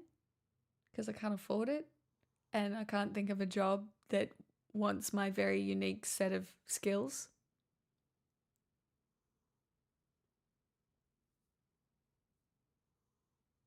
I mean, if the availability of free knowledge on the internet did kill academia, why would AI? Um, there's just going to be like, just the way AI is being used, the way teaching is happening, self learning, reflection.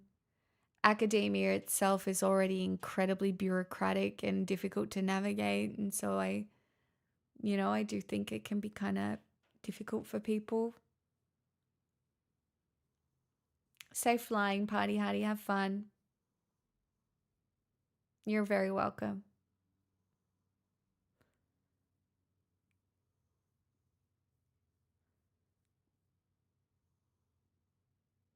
I just think AI is something different, Pharynix, and I'm not like an AI doomsdayer or anything, but like AI has its uses. We are also going to have a very rough time.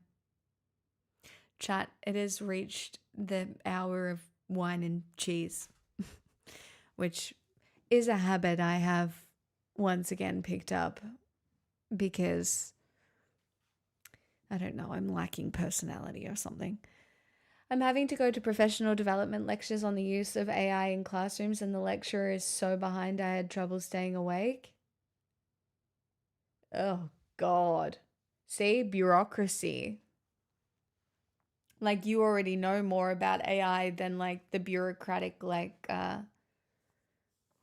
curriculum. I'll be back.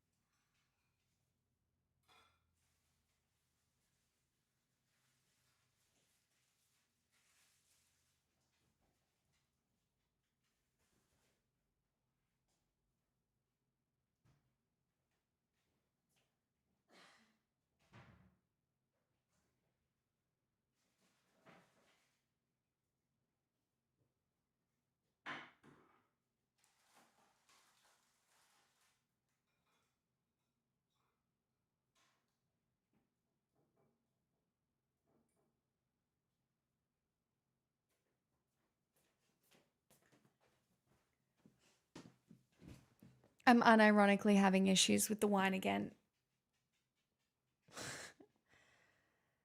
Like, why would I have put the lid back on? Why did I do that? Like, that's why I'm taking so long out there. This is really annoying.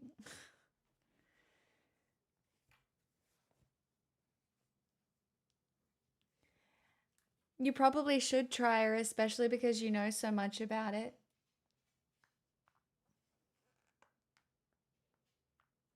I hate this. I hate this. I hate this. I hate this.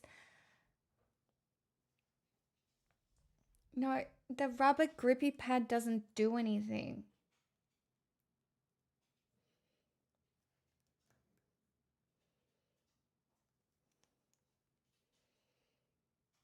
It's not about the gym. Pixel, stop trying to eat my cheese.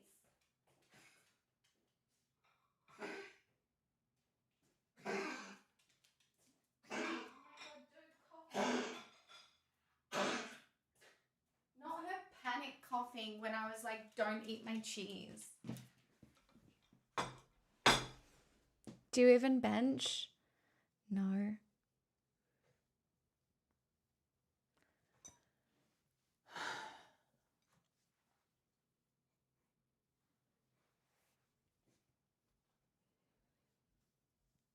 It's not a cork, guys. Guys, I know you think I'm fucking dumb. I do. I understand. Girly. I know you think I'm really stupid. It's glass.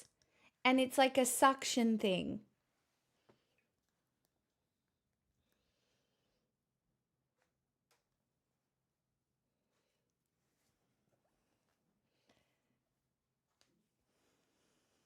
Butter knife. Butter knife. I'll just...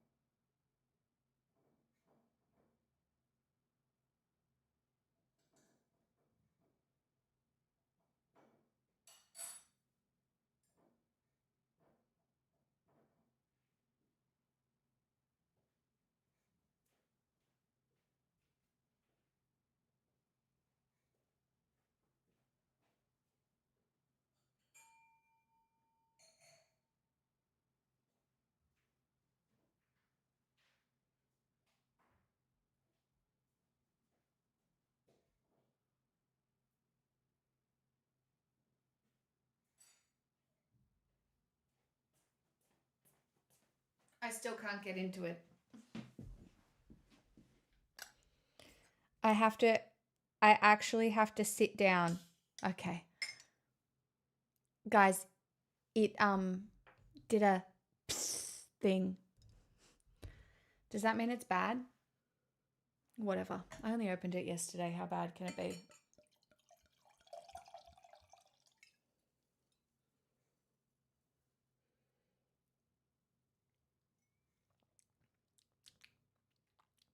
It's because I didn't put the lid on straight away. It's fine. Now, the question is, chat, do I put the lid back in? This wine is nice wine. Thank you, sister. Thank you, mother, for introducing me. But the lid, no good. Very annoying. Very annoying. So annoying. Looks like this. It's called Cote de Roses. Grenache, Syrah, Sinsalt. Sinsalt. I think the best thing for your hands is to finish the bottle tonight. I can't. I'll be too grumpy tomorrow. 1 glass only. Okay. Ow. I'm putting it back on. Too late. It's back on.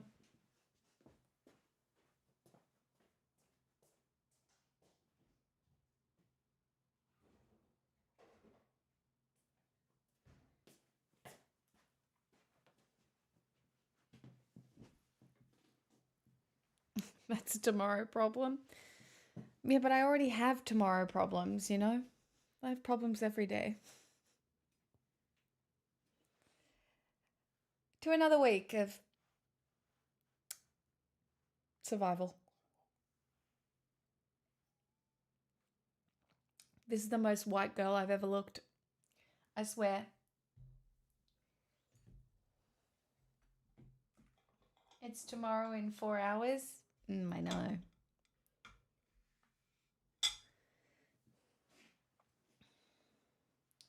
Don't you have a bendy plastic cork for resealing? I don't actually.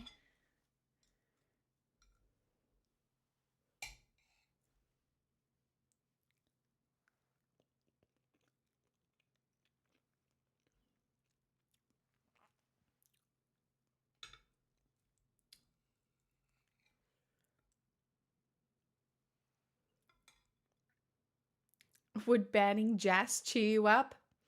Sometimes it crosses my mind, Evan.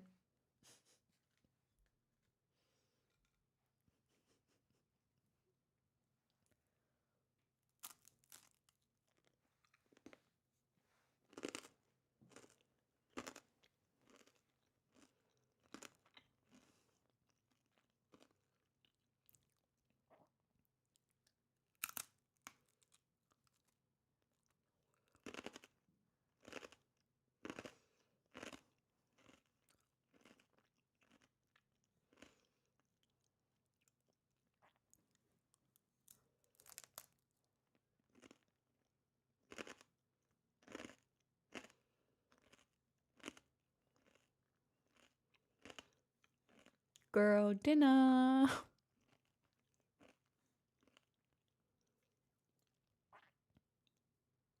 Well, we know what Party Hardy ate today. What did everybody else eat?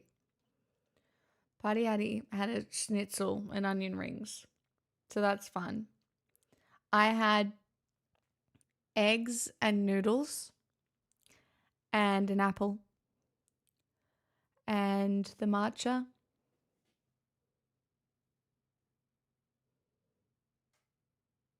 That's it. Nothing yet. Oh, I also had carrots and hummus. What else went in the sandwich melt?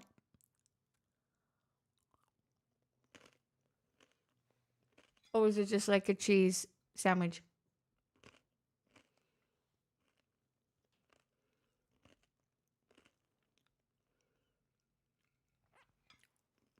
Ah, the old Red Bull. Cream cheese and berry jam on toast. Yum. Turkey, ham, roast beef, and sharp cheddar. Oh my god. Vox, you had a fancy melt.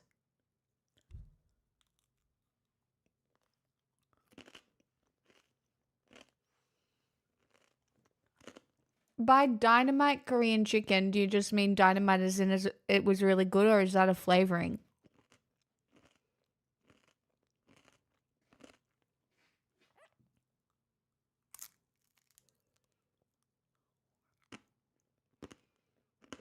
Cheese is always overpriced. Oh, fuck, I love Lanzo beef noodles. I can't have them anymore because they've got gluten in them.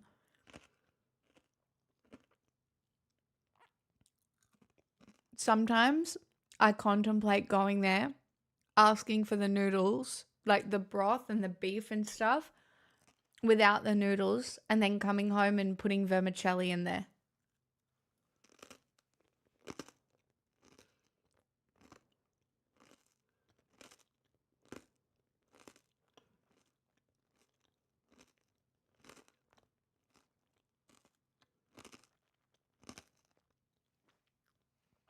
Okay, kind of hot in these runners, not you flexing the tomato sandwich. It's a sauce often used in Asian food, mayo and garlic chili. That like and it's called dynamite sauce? Interesting. I don't know if we have that here.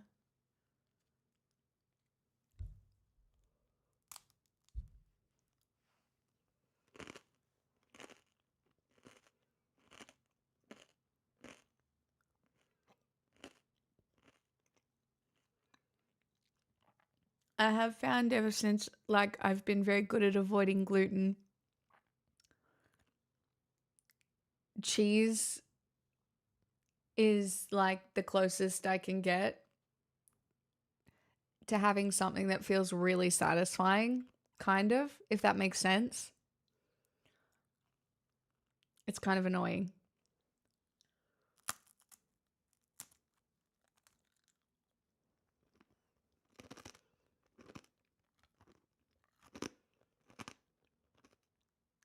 Dynamite sauce is just spicy mayo.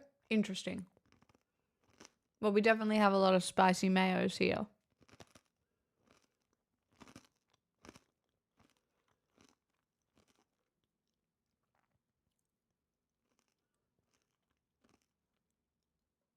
I don't eat veggies for the taste. I do it because mortality.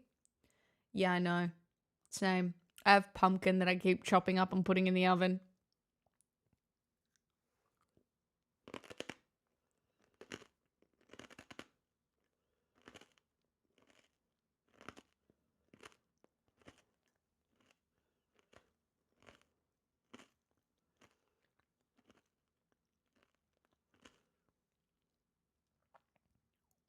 Oh, that sounds good, Adam.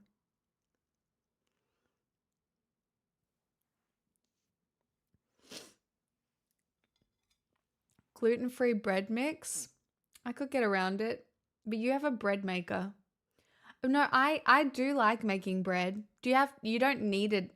Do you have to knead it at all? There's nothing quite like the smell of homemade bread. Oh, like bread and butter.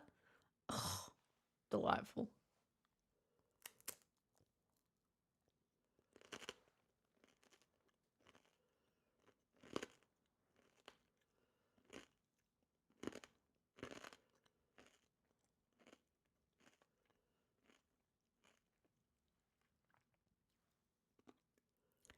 You just mixed your first dough to bake bread? Hell yeah, very fun.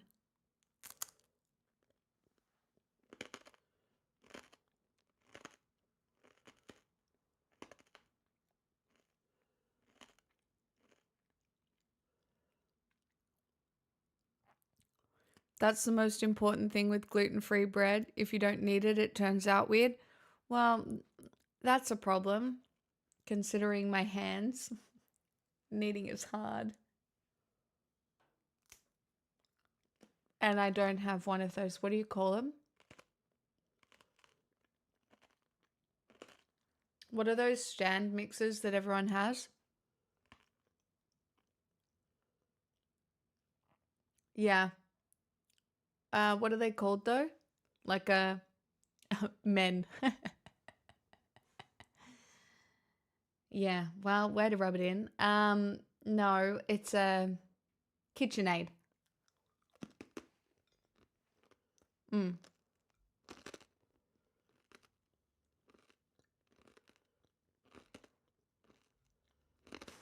A donut daddy, bro.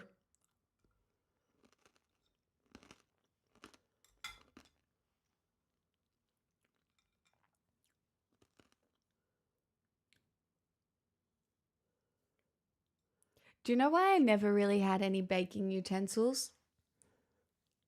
Because I was so eating disordered growing up. I've explained this before, so sorry if you've heard this story before. But I was so eating disordered growing up, I couldn't understand why anybody would ever bake a cake. I was like, why would you bake empty calories like that just to get fat?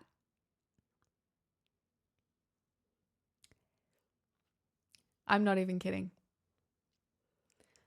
I truly couldn't understand why someone would bake a cake to eat. It didn't, like, I could not compute the logic in my head. I did not understand that people would put effort into a cake to experience joy.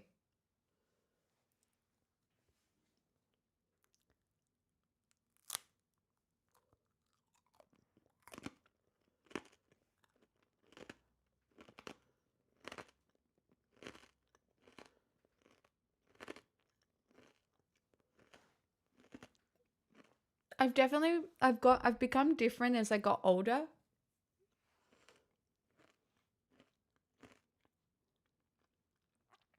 Very much trier. Um, Food for pleasure was not until after I escaped Freely the Banana Girl. So what? Mid-20s?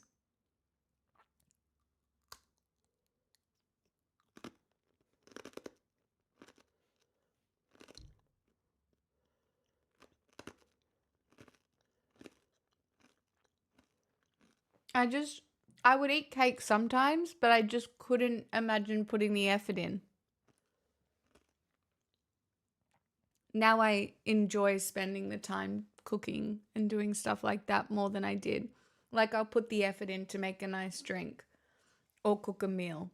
Even though sometimes I don't do it much for just myself, but I don't mind putting the effort in to do it.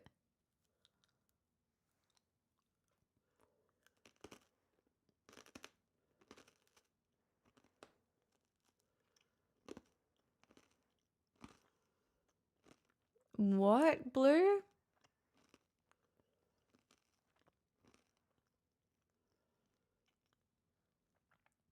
I have no idea.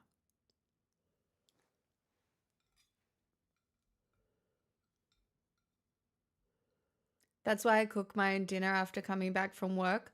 Honestly, what I have realized, especially since being gluten-free, is that most of the shit that you cook yourself, if you cook it well, tastes better than anything you can order.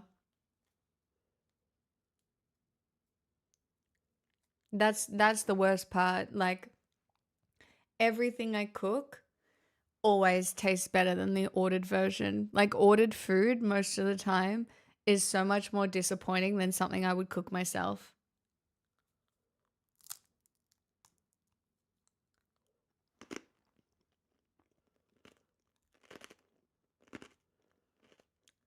Yeah, but it's fun now, Pharonix. Like I can bake banana bread from scratch off by heart. I wonder if I can do it with gluten-free flour. I'd probably have to look up a new recipe.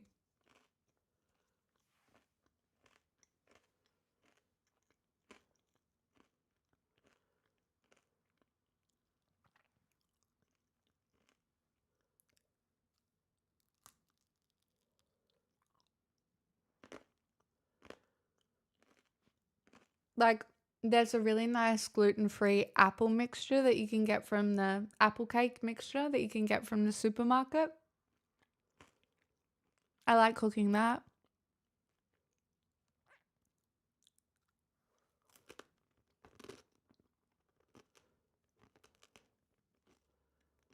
Like, I love apple cake.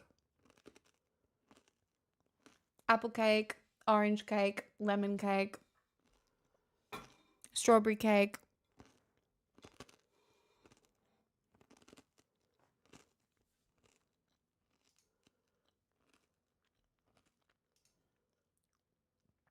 Ah, I see. Interesting.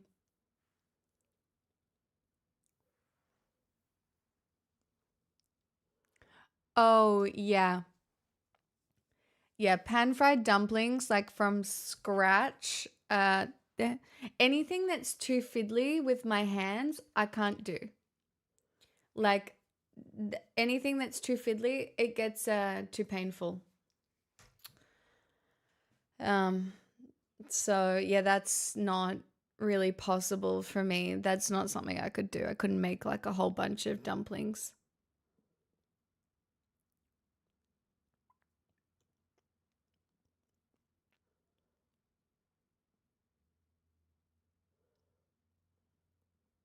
Ah, Babstead, I'll have to have a look. I think I've watched her before. I do watch a lot of gluten-free cooks now and stuff like that. It's also just like knowing what you like that is gluten-free.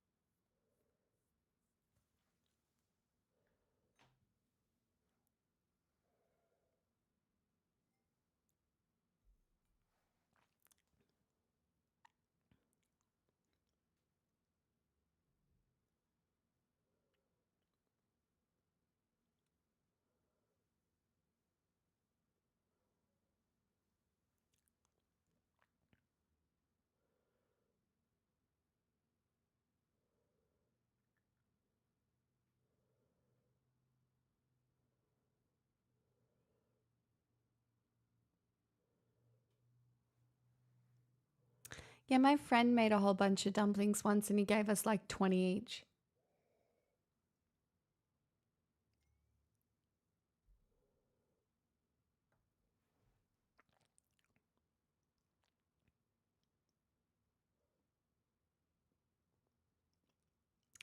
Probably.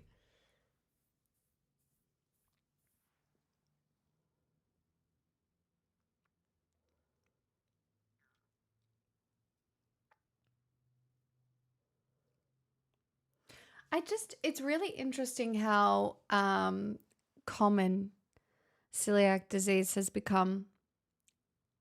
Like it's probably always been a thing, but like the diagnosis is really out there, or like the trigger that sets it off in a lot of people is occurring more. Like I think it's pretty interesting because I remember when I was vegan, I was like, what, gluten free? You wanker. Like I used to think people were so obnoxious when they said they were gluten free. Like, are you really gluten free? Like, why? Or are you just like trying to be hipster and healthy or whatever? Oh, blue.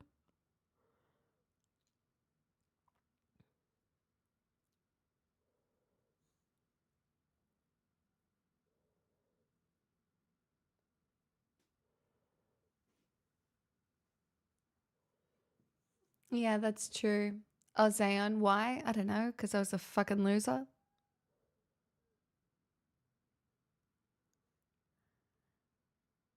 I should get a baked good for lunch, maybe a scut. Is that the one where it has the sultanas and it's like the cat? The cat tail?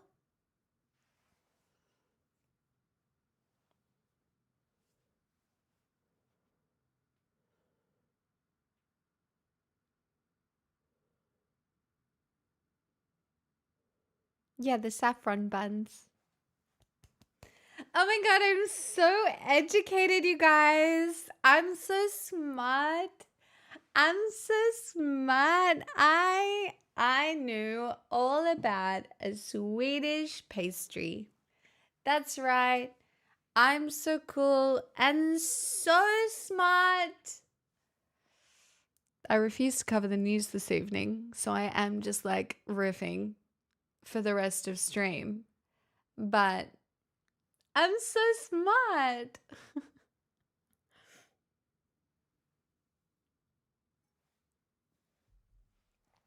Oh, it's definitely fucking at Vox. Are you kidding? I'm here for it, to be honest. I know. I know lots of people just like it when I just sit here and talk. I'm so interesting. Oh, God. I'm so sorry. Next food test, is asparagus in season? I don't know.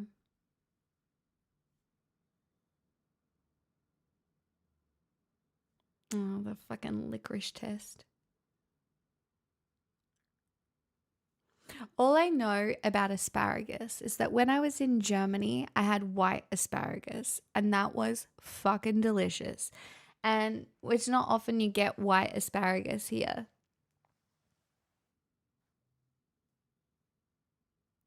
Like, I don't know, the German white asparagus that I tried was just crazy good.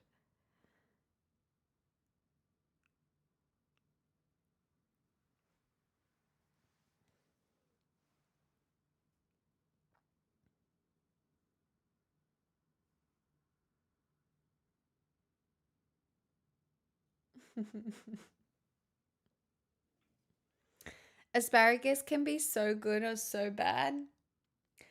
Do you know, oftentimes when I look at getting asparagus, I don't mind eating it, but for some reason, the knowledge that it makes your pee smell weird, like people are going to be sniffing my pee, turns me off. Like, I'm pretty sure no one sniffs my pee, but when I go to buy asparagus, like that is in the back of my mind.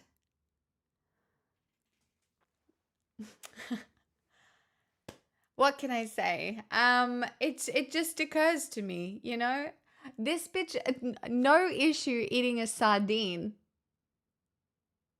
None. Not a problem. But asparagus is where I draw the line.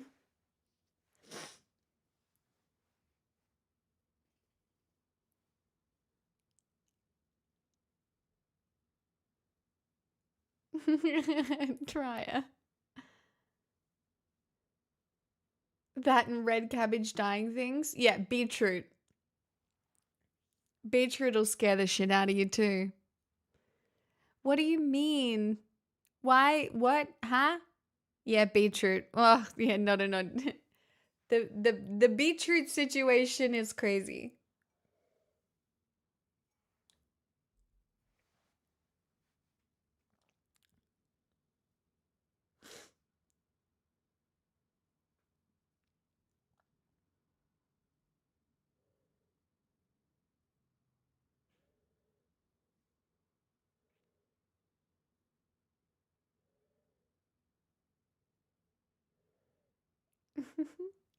How are you feeling about halloumi these days, Angry?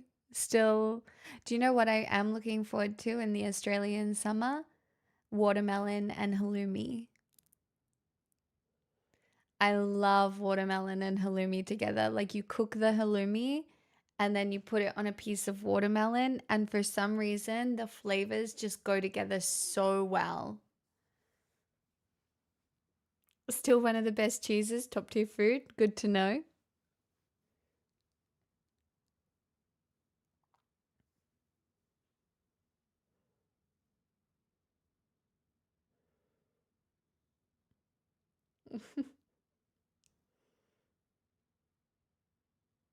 Nothing makes my hangovers vanish like a bunch of watermelon slices. Yeah, because you're hydrating yourself. Like that's what alcohol does, right? It dehydrates you. And so watermelon being mostly water is, delicious. Been getting back into pies though. Pies are so good. Pies are really good. There's a place out near my mum's. Actually, you know what? I might buy myself some. There's a place near my mum's that does gluten-free chicken pies. And they do like a batch every month or something, and you have to go in and you have to get them frozen. I might go up and see if I can get a couple, and then we can have Pie Gate Part 2 if I can get a couple and put them in the oven because they're delicious.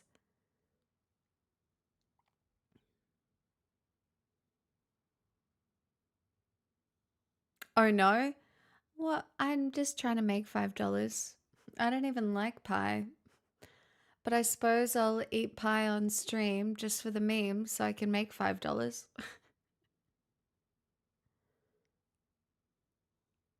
Invercargill, they shipped them to me with ice in insulated boxes. Fancy. You crushed the internet that day. It was so funny. It's you can't recreate what that was. That was funny. Like the memes long outlive. Yeah, that was just hilarious.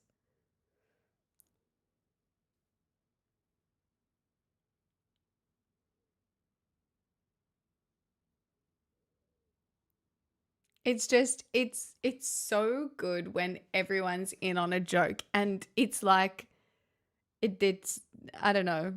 It just happens very naturally. Like I don't know, it's just funny.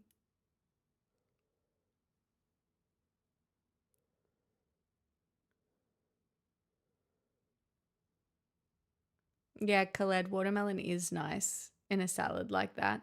Do you know my grandma was always kind of crazy and she would put like fruit in salads all the time? Like there would occasionally be like a grape in a salad with celery or whatever, or like a piece of mandarin. It was always great.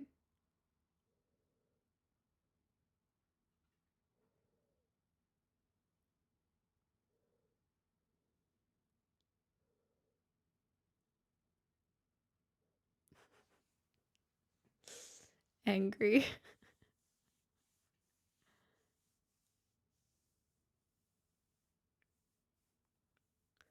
No, I do like it. I like olives.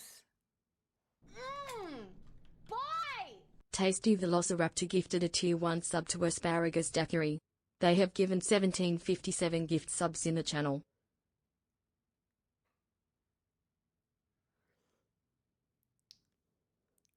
Man, people are weird. I can't believe that's an account. Oh no, I know celery is yummy. I'll never forget it. One time when I was at my dad's, my sisters came over and my dad had made a like a bread dip thing, you know, where you pull the bread out of the middle of like a bread and then you put the dip in the bread, but in the dip he had put celery all throughout it. And then that was like the first course. And then the second course was something else. And it had celery sprinkled all over it as well. And we were like, Dad, what? Why is there celery? And my dad was just like, celery belongs on everything.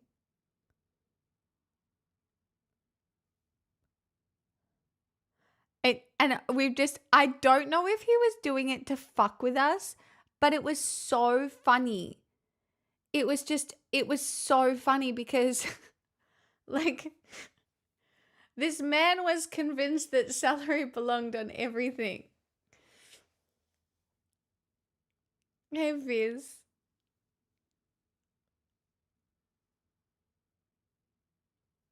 Celery and peanut butter is really good.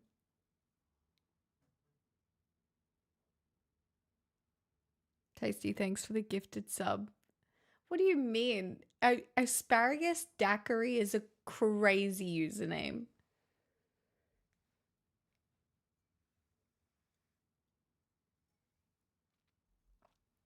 Yeah, no, Evan, I now, thanks to Tasty, have a fear of pine nuts.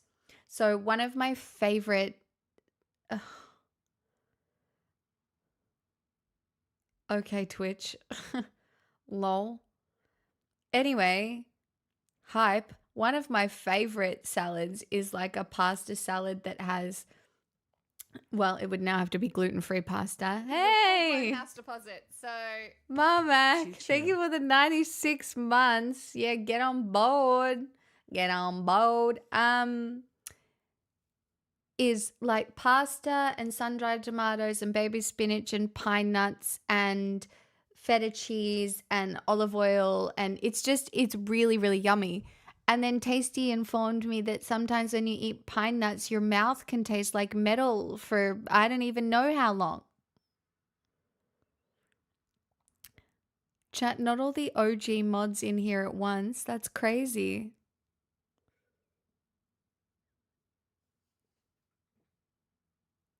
Angry, do you remember when you used to have to be a moderator before you were taken out the back and Adam Serene shot with a gifted a tier diamond? 1 sub to PPIP. They have given 43 gift subs in the channel. Adam, thank you. That will be going towards the pie that I will be buying. A lot of change, less chaotic now. What's been changing, Viz? Fill us in. Welcome. I used to run this shit.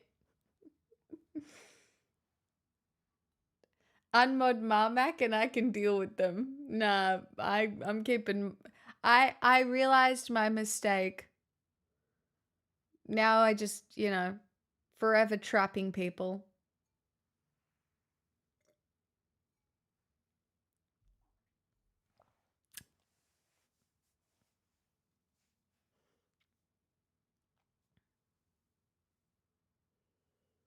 Yeah, but Vox, this isn't like a pasta salad. It's different. Not me trying to like, no, trust me, this pasta salad's so different. It's not like the other pasta salads. It's a special one. It's a special pasta salad.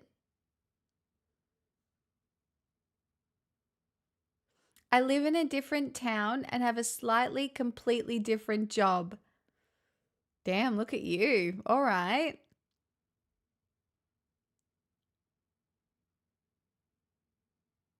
That's pretty cool.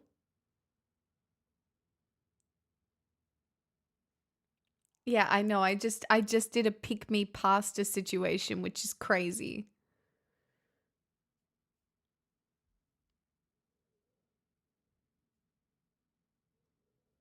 One day Twitch will make a coding mistake and we'll be able to ban the streamer. No, you won't. Back off.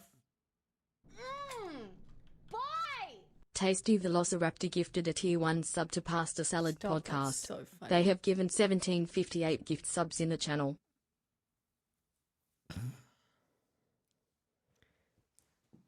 I'm not like the other pastas, Ubu. Do you ever realize, like, I got so carried away with my eyebrows tonight? I only just noticed. Anyway, whatever.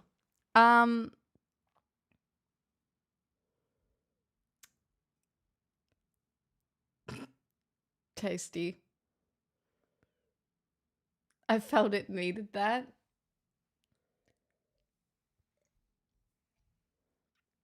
He didn't get too carried away. The eyebrows are still there. I know, but they're almost too much too there. Am I being mocked? I do think you're being mocked by Tasty, yeah.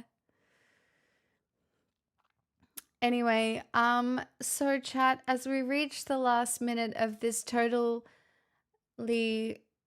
cool hype train that just happened out of nowhere because you were obviously being so hype, get on board and you don't have to participate in No Nut November. That's right. That's right. But if you don't get on board, unfortunately, this month's the month.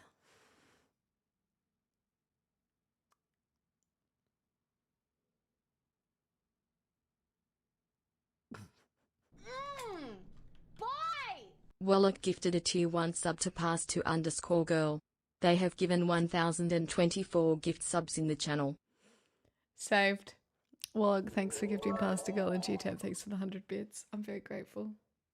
What's on board? Oh, well, it's over now. So now you all have to participate. Nah, too late. Trier Handera gifted a tier 1 sub to Boogie Smooth.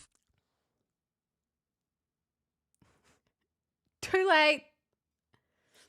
It's because I finally showed up. It's okay. We don't need to beat around the bush. That's so funny. Oh no. Oh no.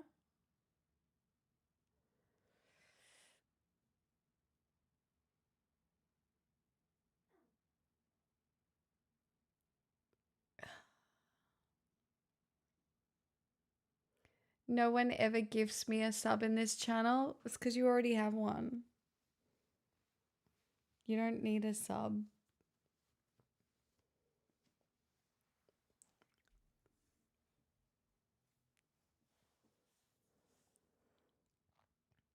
I want a sub though.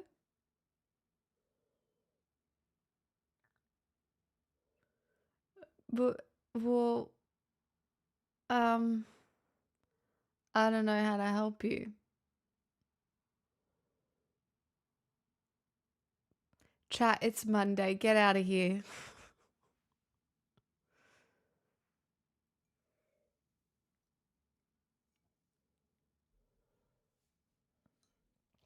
It's a terrible joke, Evan. Where would we go? That's not my problem.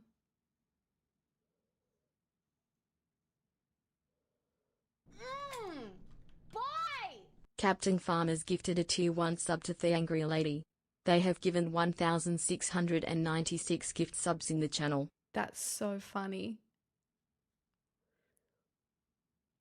That's so funny.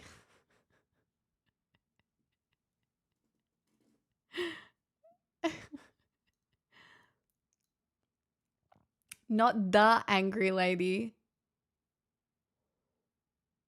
Tomorrow's a public holiday? Wait, is tomorrow a public holiday? Ah, tomorrow's cup day.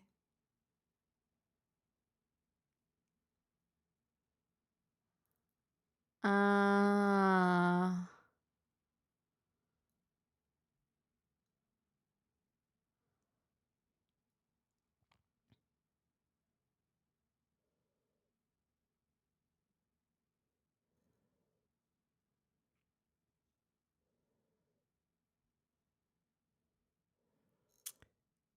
Why the long face?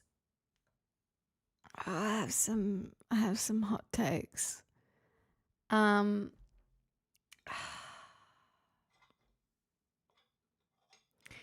Cup Day is a day of division. And the reason is because that's so real, Famis. Trier Handera gifted a tier 1 sub to Samdyat.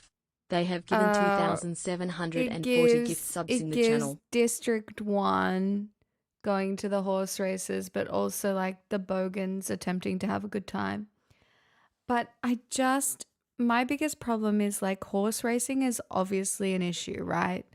Horses get treated terribly, animal welfare is bad, there's always chances horses die. It's so fucked. I'm also of the opinion horse racing isn't going anywhere. And I wish there were more regulations.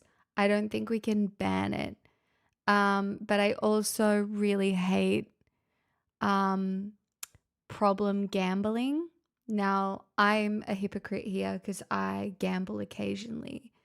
But I think occasionally Cup Day results in excessive gambling, especially in Australian culture. And it's all well and good and fun and games, but a lot of people lose a lot of money and it funnels to the top.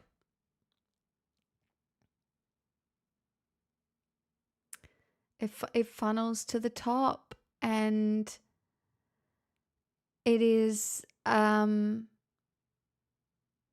think a lot of people get very drunk, and I've done it in the past. Like before I knew any better, I went to the horse races a lot because obviously there's a big crossover between like people who play poker and, you know, other forms of gambling.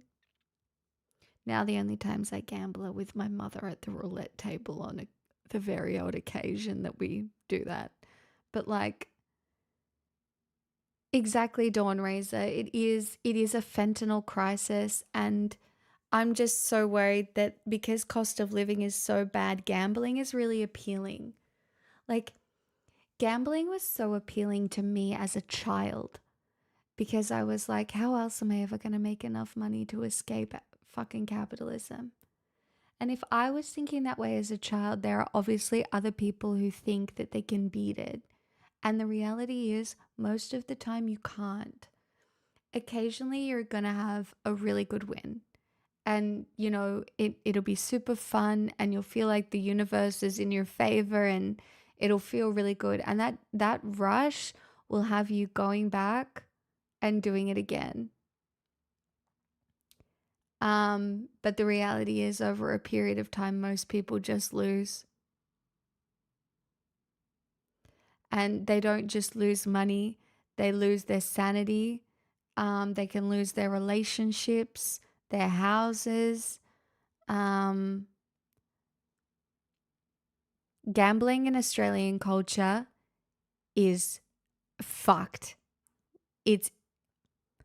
Guys, gambling here is fucked.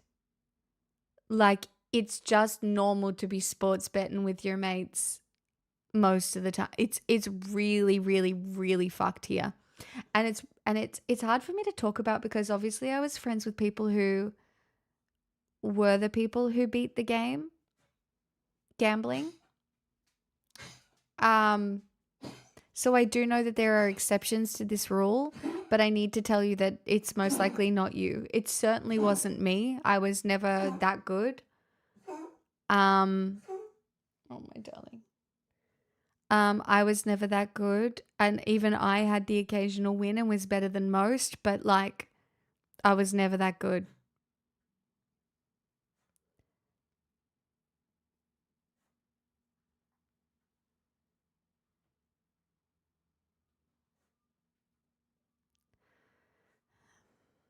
Yeah, it's because sports betting agencies make a lot of money.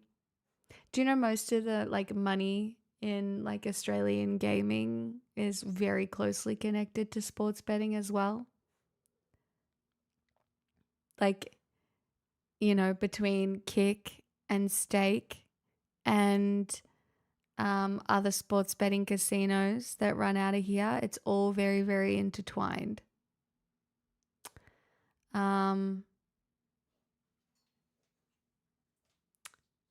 Yeah. Anyway, I also Cup Day it's bad for the horses. I don't know how to make it better. Do you know what I mean? I don't think there is a way to make it better because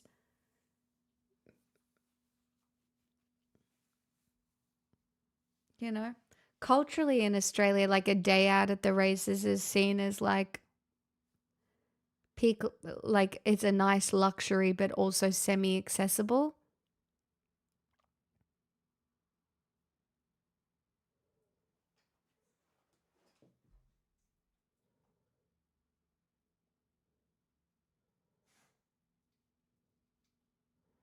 I don't know, Jazz.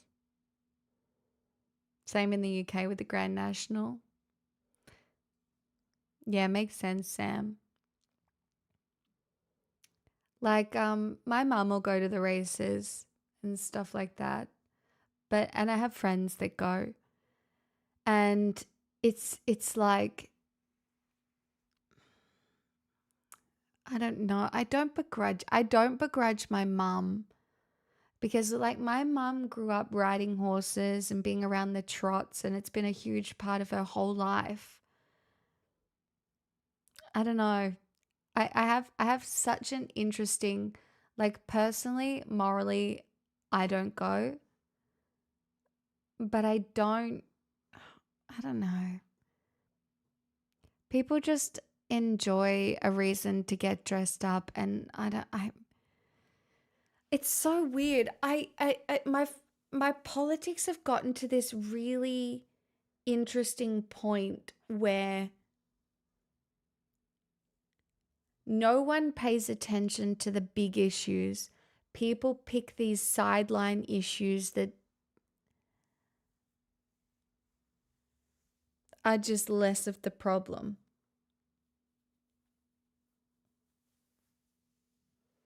And I find it quite frustrating.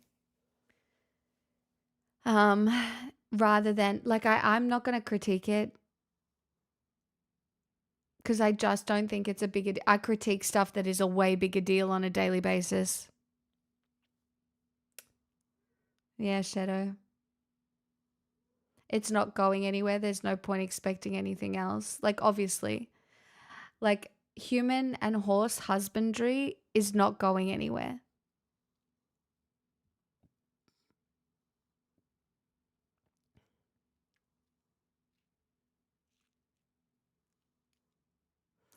Aren't the sideline issues easier to change though? Sort of, but also not. They cause more division because they're more trivial. So like something like the races that people go to enjoy and try and escape their shitty fucking lives for one day, right? When people are protesting that, the people who haven't done the work to understand why they might be protesting, it's extremely divisive, and I don't think it's good for culture overall. This is coming from somebody who really protested the cup for a good few years there.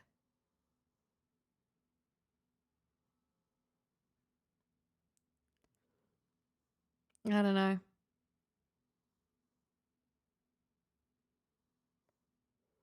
No, nobody thinks about if it's bad when they go. Nobody cares.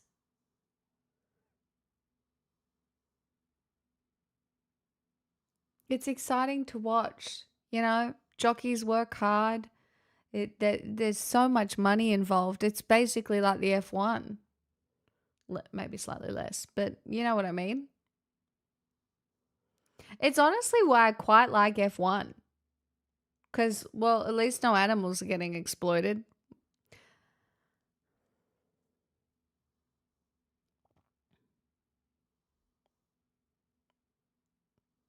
No, the horses do not love the pageantry. I doubt the horses like any of it.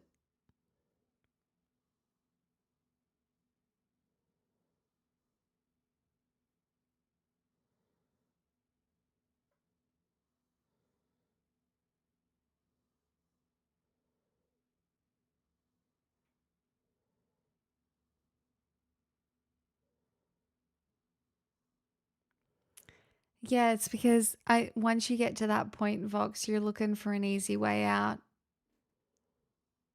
It happens to so many people. Like, it's that little bit of hope that you have when you're betting that you can maybe win and escape.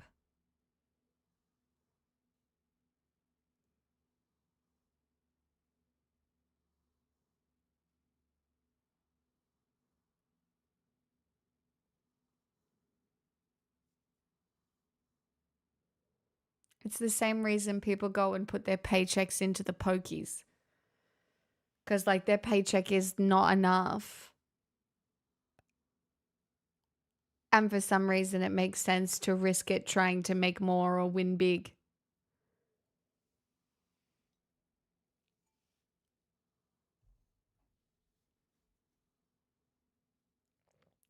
I don't think there's anything wrong with having a horse if you can afford to look after it.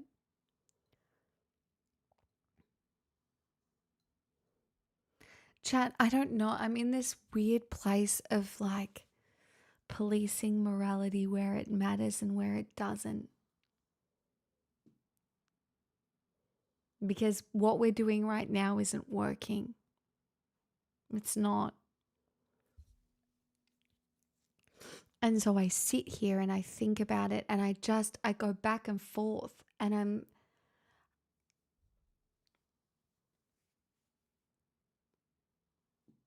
I don't know.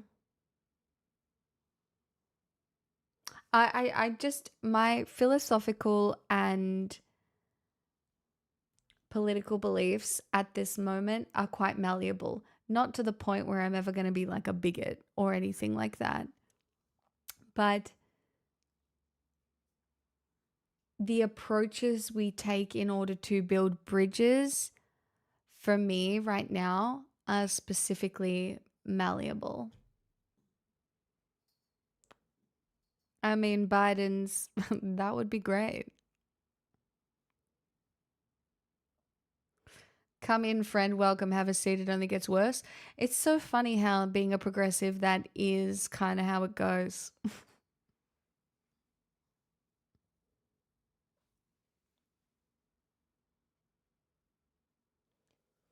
My dog is so cute, I cannot handle it.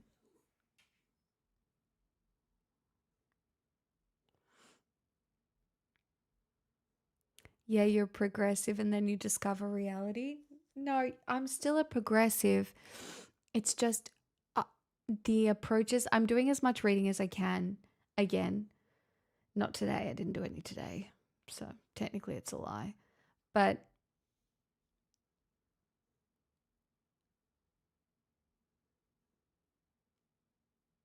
mm, I don't think you can say that broadside. You can't be like you're a progressive and then you discover reality. But I do think people are a little sometimes harsh and misplaced in their critique.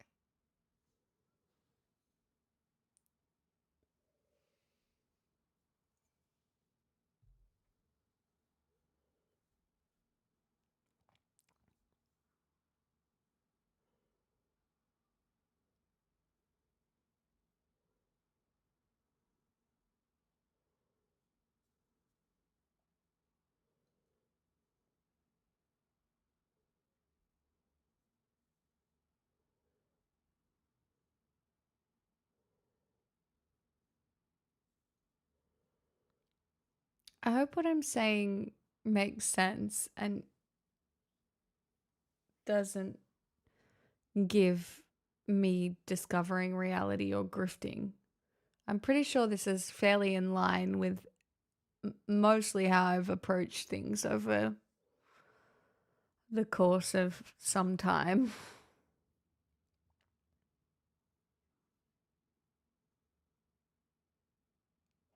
Yes, you can. Most progressive ideas barely survive its first encounter with the everyday public, hence the conflict you're experiencing. I mean, I disagree.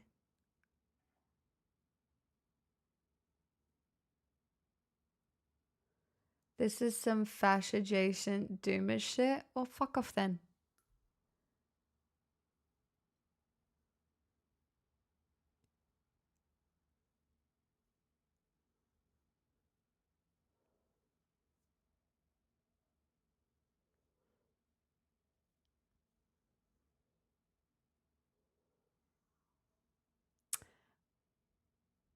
So you're agreeing with the chatter? No, I'm not, but I'm willing to converse with the chatter because the way you're communicating is not going to make anything better, is it?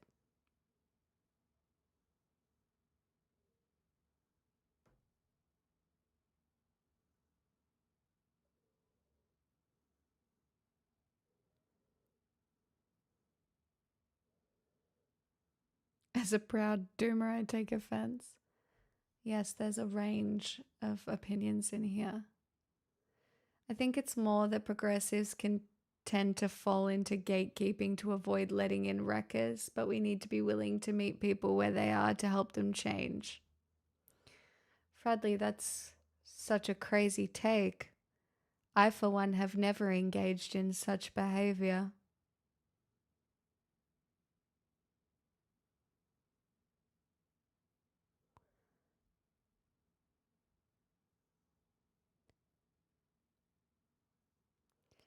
It fails because the cultural inertia is so massive, people literally don't believe things can be better, but they're wrong.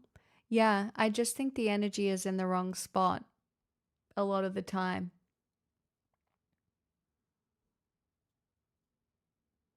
I'm left leaning, but I'm not going to try and police anyone's morality or their language. It's a waste of time and leads to very little. That I can probably agree with. Like certain language I can critique. I won't police it, but I'll critique it. Like if you're going to use the R word in front of me, even like, yeah.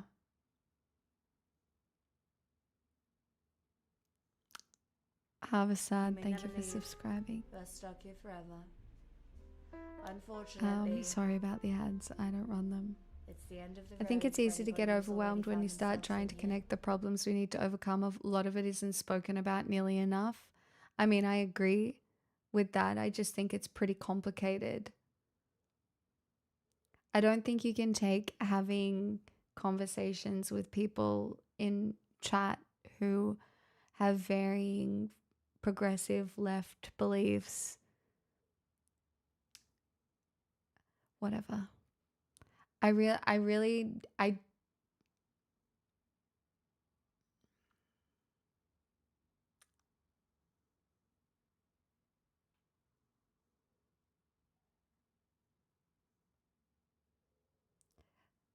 I'm going to be very clear. What is going on right now isn't working. Trump is in office. No one knows, no one's organizing. Nobody even knows what that fucking means. There's a whole lot of people on the fucking internet critiquing everything down to its fucking crumb. And it's exhausting. You can't be a perfect leftist. You can't be a perfect progressive. You have to be able to be a bridge, and you have to be able to engage with a wide range of people, and you have to be able to meet them at a level. And I want to be very clear that I think a lot of you are doing it wrong, including me. I think I've done it wrong at certain points.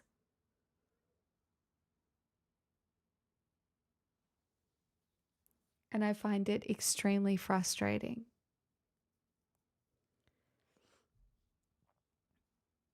How do you get somebody to understand multiple perspectives if you... Whatever. This is why Labour won, but the Democrats didn't. Labour won because they have still working class roots, and we have unions here in Australia. Right? Like, people still associate Labour with like working class roots. That doesn't really exist in America in the same way.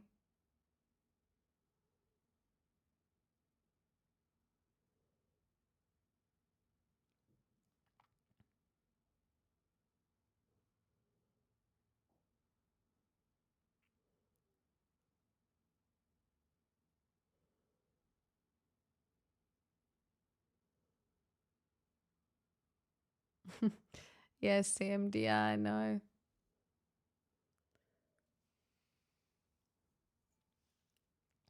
Purity tests on the left are huge problems. I don't think they're ever done in good faith.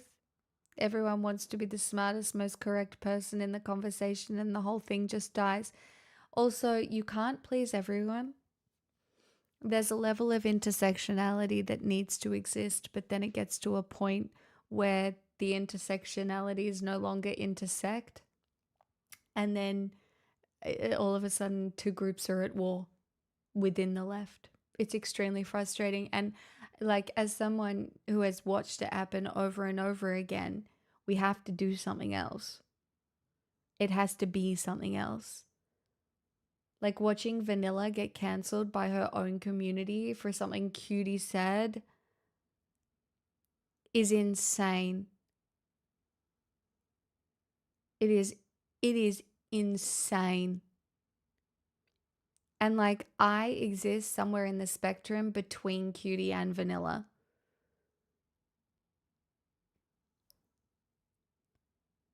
I exist between like less problematic white woman, but still problematic, but then also probably far more politically educated than Cutie. But even still, Cutie is still pretty politically educated. It's just, but you're also navigating spaces. Also, because at the end of the day, the problem was with the boys. Correct, because at the end of the day, guess what women are doing? They're attempting to navigate spaces that are controlled by men, and a lot of men who have very problematic political beliefs or who have definitely never taken the time to educate themselves. And guess who gets cancelled? The women who are trying to navigate those spaces. It's so frustrating. It's so incredibly frustrating. And it just pisses me off. And then, like, I understand that we've gotten, you know, this has come all the way from talking about like the Melbourne Cup, but it does have something to do with it, right? Because people will go to fucking war to cancel a woman on the internet, and they'll go to war to be like, you're abusing horses and, you know, blah, blah, blah, blah, blah. But no one will call their local politician to ask for like systemic change, because guess what? It's not sexy.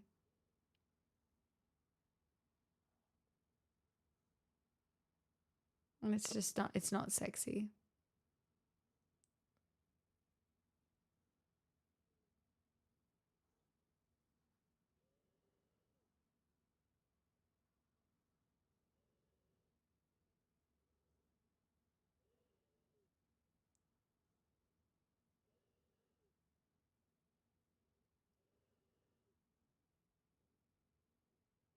She's literally friends with her son. She should have a grasp of politics, but not everyone does. Her son has a political degree. I was barely educated in politics when, like,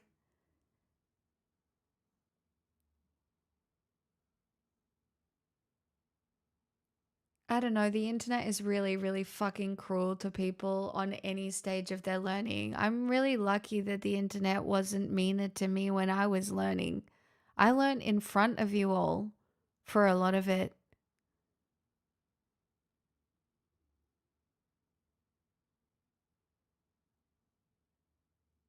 Sure, Evan.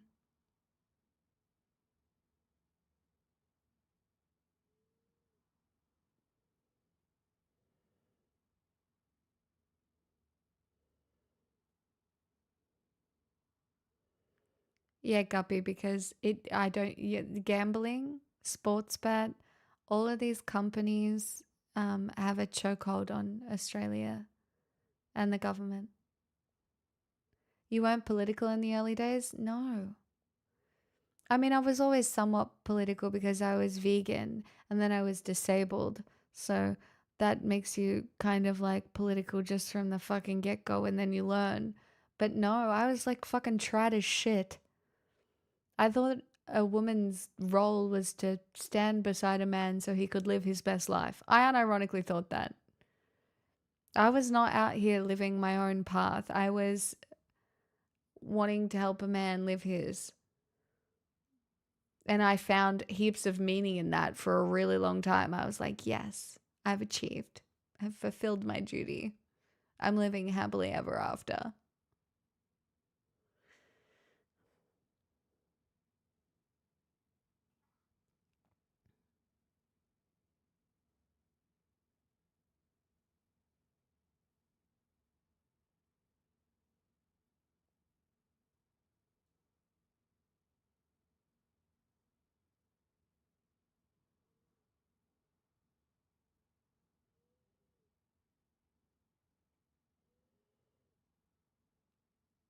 Yes, I do know that's been happening, Evan.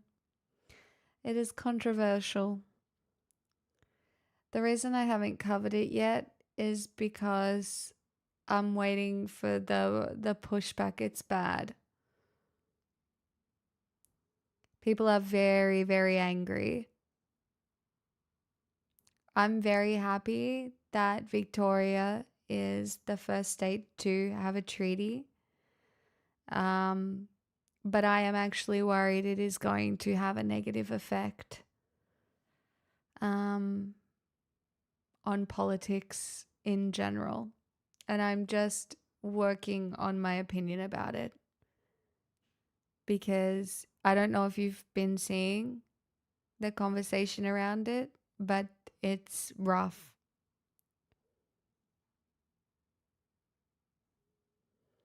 Alsiri, I really do think Labor's gonna get in again, or we might see some more independents. The Liberal Party is in shambles.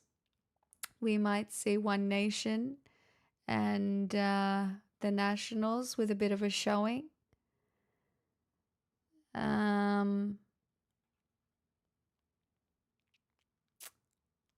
But I think it'll probably be Labor again because of the landslide, but you never know.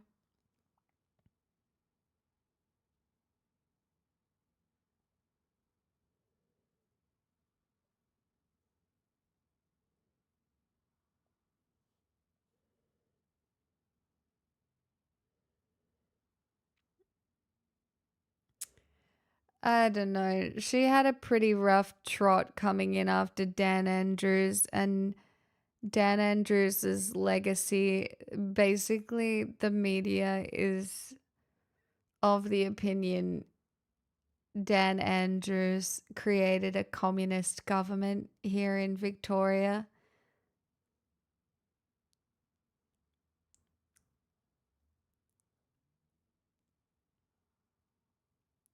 And she was kind of always set up to fail. But I'm going to be very real with you. I am very kind to women in Australian politics because, again, Joe's thesis was on the treatment of women in Australian politics, and there is no winning.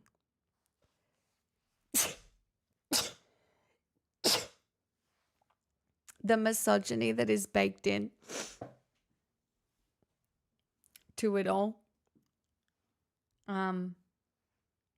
is unbeatable.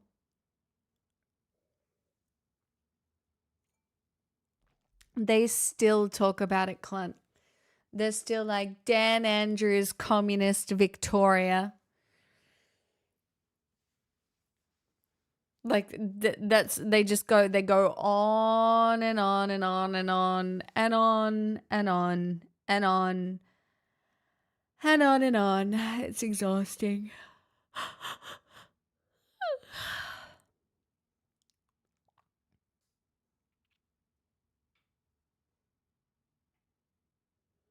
They're convinced that Victoria is a landing spot for China so that China can take over Australia eventually. Which is not outside the scope, but I don't think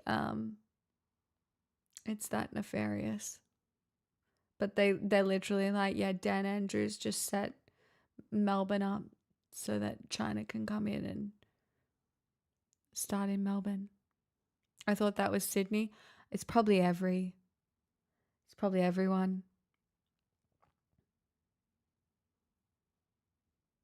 Remember when Andrew Bolt was fleeing Melbourne and basically only moved as far as Mornington? Snooze.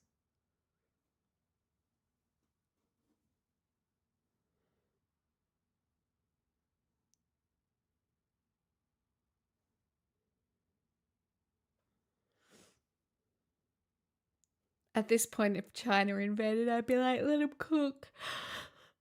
I don't think it would happen.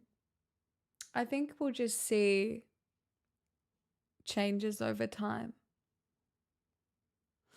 as the world becomes more integrated. I don't see a way that we unintegrate. What's the better word for that? disintegrate.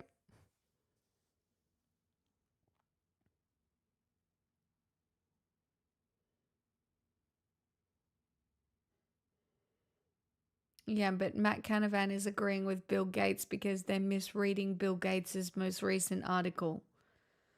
They're like, Bill Gates cancelled climate change. Yay. That's not what the article said.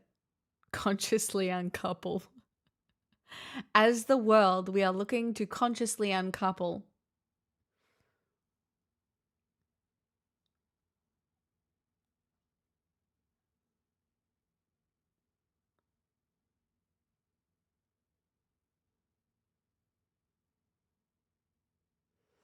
Look, our biggest issue that we're going to face in the next little while is the implementation of this internet ban for under 16-year-olds.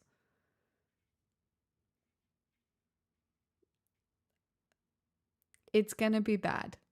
The implementation's going to be bad. The children are going to be mad. Adults are going to be mad because they have to upload their IDs. Privacy people are going to be mad. Everyone's going to be mad. The noise is going to be loud. It's going to happen soon. My head is going to want to be bashed against a brick wall. It's gonna be interesting, okay? That's all I'm gonna say. It's gonna be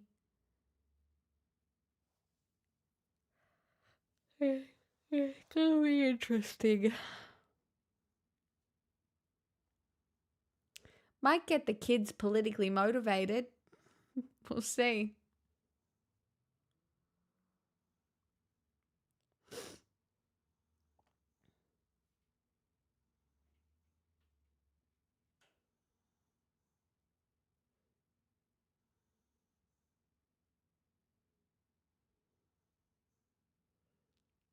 Oh, yeah. It actually might. No, it actually might. But the issue is we want the right kids to be politically motivated, not the ones that have been absolutely walked down the alt-right pipeline by Andrew Tate and co.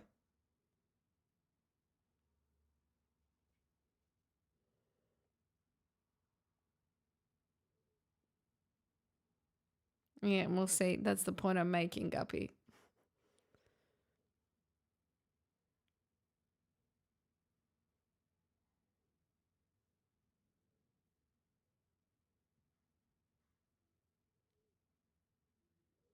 I don't know. God.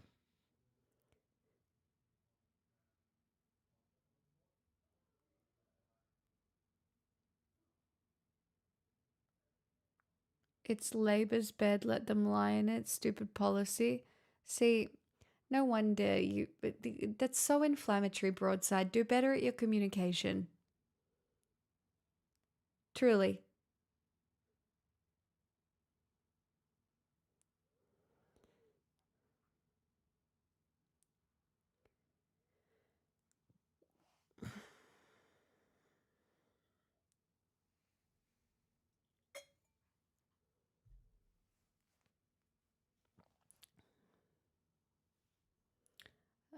There's like 8 different Twitch streamers you can pick.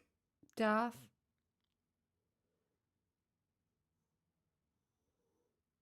Blobfish, I'm not betting on the horses. Everyone will just start using VPNs. It doesn't work. It's not like that. It's you have to prove that you can have an account.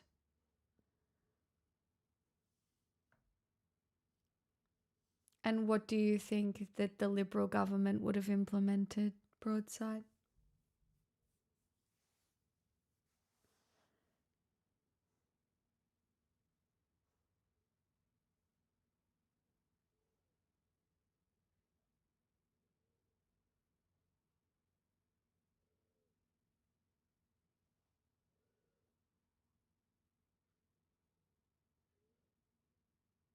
It is insane surveillance, but guys, we've been insanely surveilled for a very long time now. Probably since the fucking iPhones.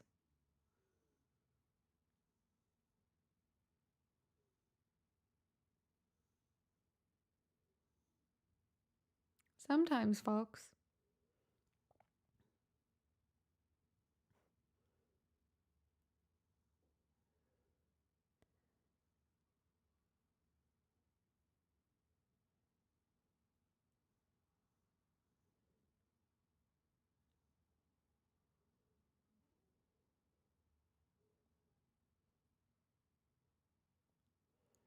Okay, don't use the websites. I don't even back this policy either. Just so you know.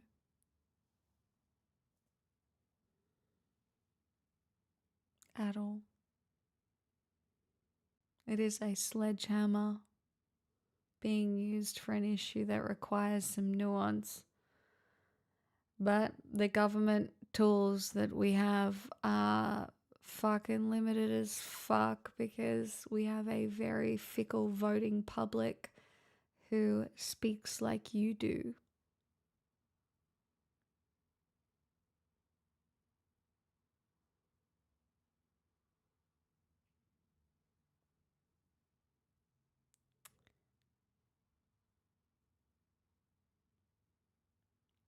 That's very cool, Vox.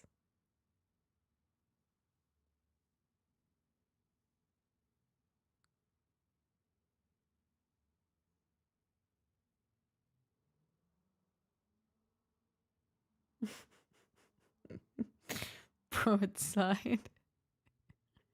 Fucking fine. Fucking fine, mate. Fuck's sake, bro.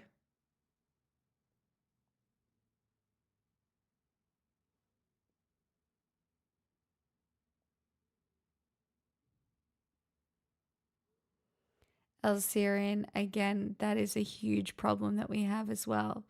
The fact that the jails are full and kids that are being very violent kids are being let out on bail over and over again is really fucking bad.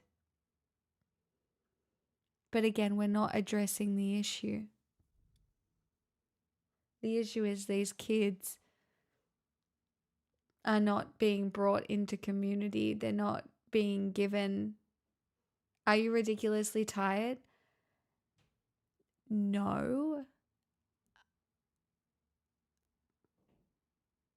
I'm numb to this conversation.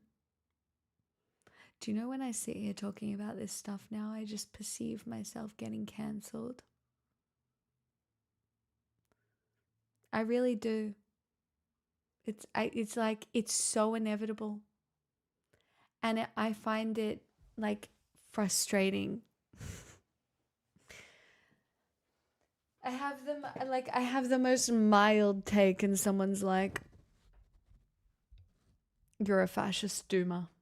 That's not what happened. But like, and I just, I don't know.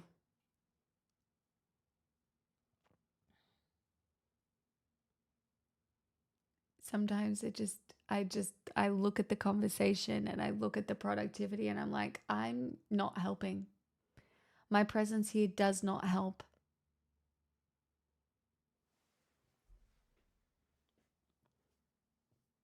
Do you know what I mean? I'm sorry, it will be pie discourse that takes you down. I don't know. And then I'll try and listen to someone who pisses me off, like Broadside or Elsirian. And then I'll get roasted by other people in chat. Like, there's just no winning.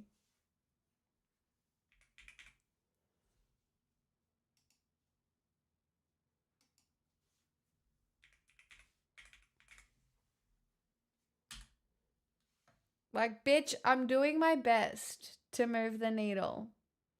But also, I am just one girl. I'm a shitty white woman. Okay? My influence is with the occasional man who finds me interesting and just attractive enough. Deposit, so Did somebody say presents? I Present can't help emoji? us all.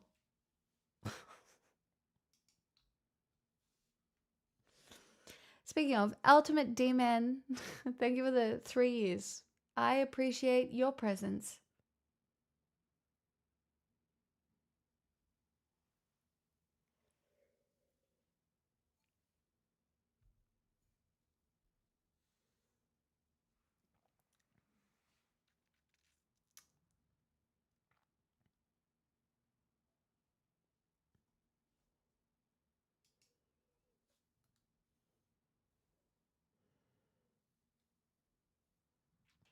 I mean, on the left, that's about as good as you get. Casual cupcake.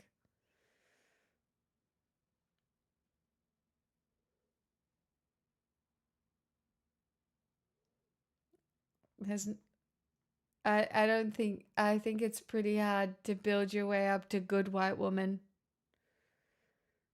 The left hates white women. I'm not going to victimize white women here, but white women are the low-hanging fruit of being critiqued on the left. Yes. Rightly so in a lot of cases, just to be very clear. But they face misogyny and the wrath of not being intersexual enough in a lot of cases. Sometimes because they're not being intersectional enough and it's valid criticism, but it's why a lot of white women will swing and just uphold the patriarchy, because I tell you what, sitting in the middle is not great. Having a wine? I am having a wine. Center left? Really? You can perceive me however you want to perceive me. White suffragettes didn't support that for black women? Obviously. They were racist. Shocking.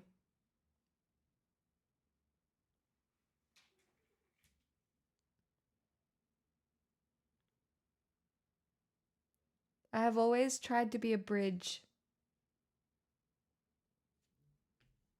That's all. Just and not even Hey. It's great being able to support Pixel and annoying those who hate ASMR. Forsy, delightful. What'd you have for dinner tonight? I had cheese and bickies. I'm gonna guess you had something better than me. Thank you for the $20 and for annoying people. They really deserve that. Guys, I'm not fighting for anything. Do you want to know what I'm fighting for? If you want to listen to my perspective, that's cool. Am I smarter than you? Probably not. Do I have a unique experience? Yep. Does it matter? Nope. Am I funny sometimes? Yep.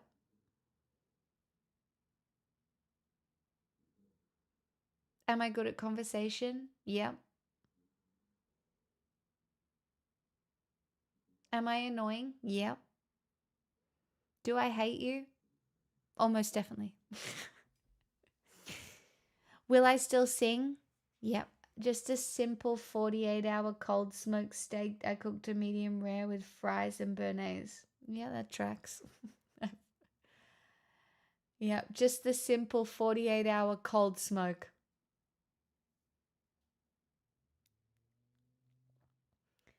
If you could stream any kind of content right now, what would you do? I'm about to sing. And it will bring me joy. Also, I'm just moody. I have my period. I'm also really good at oversharing on the internet. I'm moody. I don't have the energy today. I'm working on, I'm working through my body's hatred that I didn't get pregnant again, okay? It's screaming at me. And I want to be rewarded for not screaming at you, okay?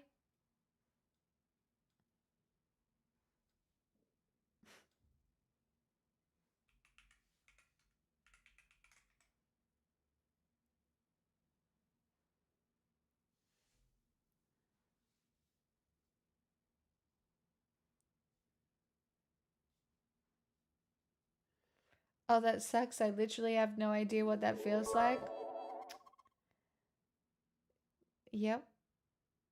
That's because, we have all different experiences. I'm sure there's lots of stuff that you guys go through that I don't know what it feels like. No one knows what it's like to be the sad man. to be the bad man behind blue eyes. I'm learning from my girlfriend. Yeah, bring her fucking chocolate. You need to know her cycle. Prepare with chocolate and love and kindness and chocolate, and tell her she's pretty and that her cute little swollen tummy is actually really hot and sexy.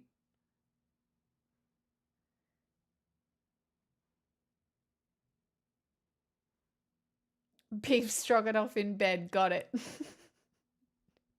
Close enough. But also hide the chocolate at certain points. Yeah, you've got to get it all right. And also know that you will always get it wrong and then always continue to improve. Okay?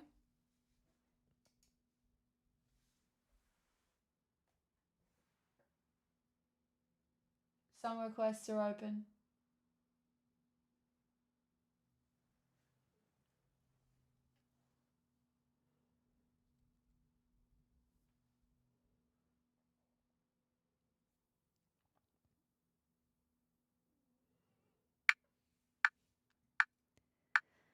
The whole town is talking about how you've fallen in love.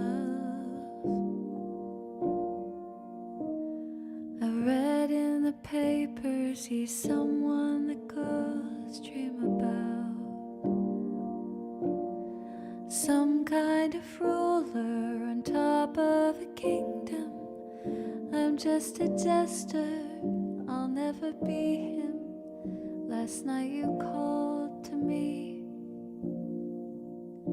it almost killed me to hear you scream my name. Your smile still kills the same. I almost turned around, you chased me to the ground. You asked me how I've been, but how do I begin to tell you?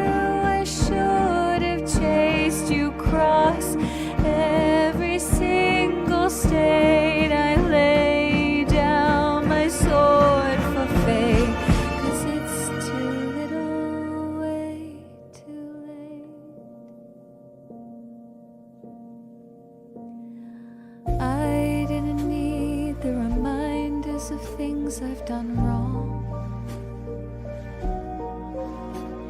of promises broken, fragility hidden in song. Guess there were soulmates in different lifetimes. What if you leave him?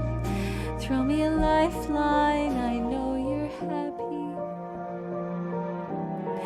but it just killed me to hear you scream my name. A clear fucking x-ray of if I stuck around. I swear to God I almost drowned. You asked me how I've been, but how could I begin to tell you? I should have chased you, I should be who you're engaged to. Lost my fight with fate, a tug of war of leave or stay. I give in, I abdicate, I lay my sword down anyway. I'll see you at heaven's gate, 'cause it's too little, way too late.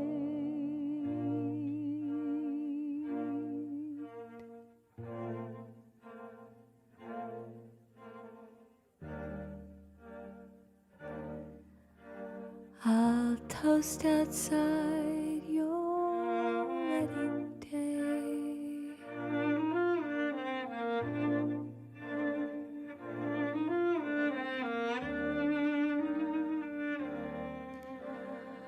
Whisper vows I'll never say to you, 'cause it's too little or too late.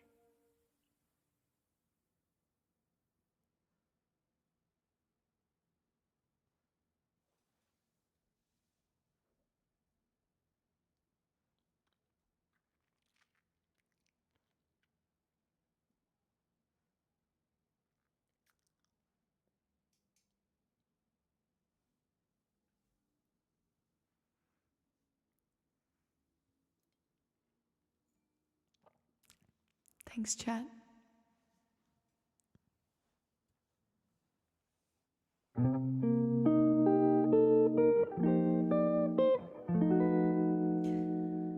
I'll never forget how stupid in love I felt. I'll always regret how I couldn't ever tell that you walked a little faster, left me behind, kissed me with somebody else in mind. I loved you so much that I settled for less. You were my everything, I was your second best.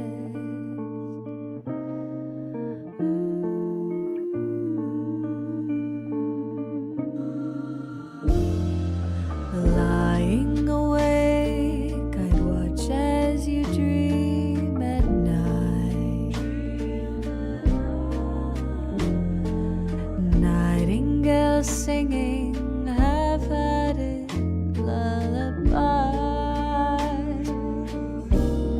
Well, you swung me around in that midsummer dance, held me in close as you thought of your past.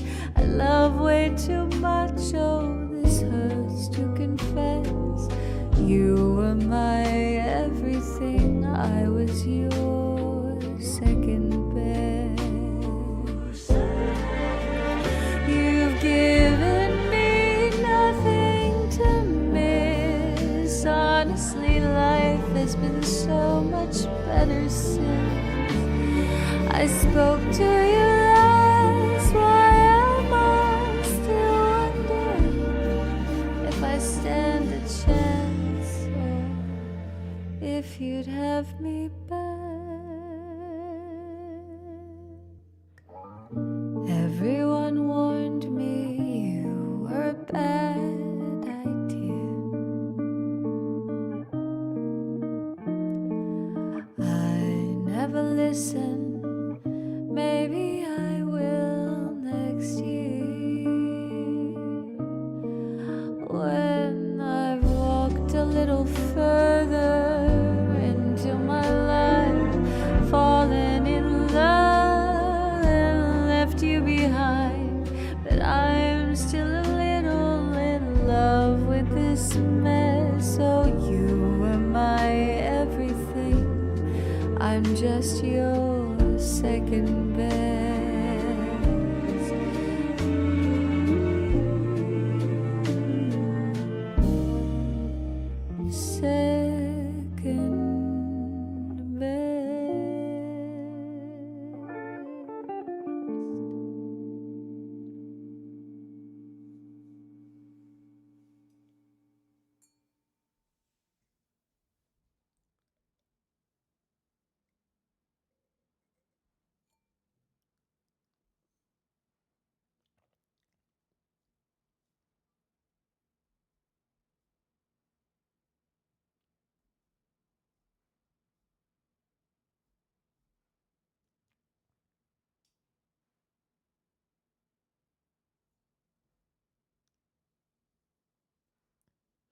Second Vox, you're very kind.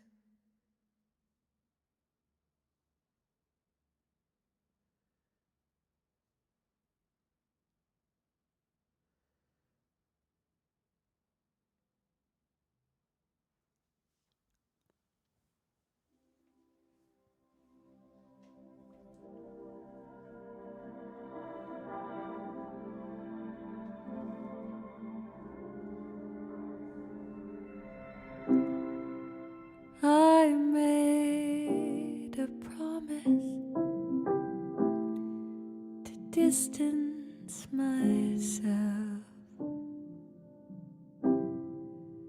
Took a flight through aurora skies. Honestly, I didn't think about how we didn't say goodbye. Just see you very soon. It hurts to be something, it's worse to be nothing with you.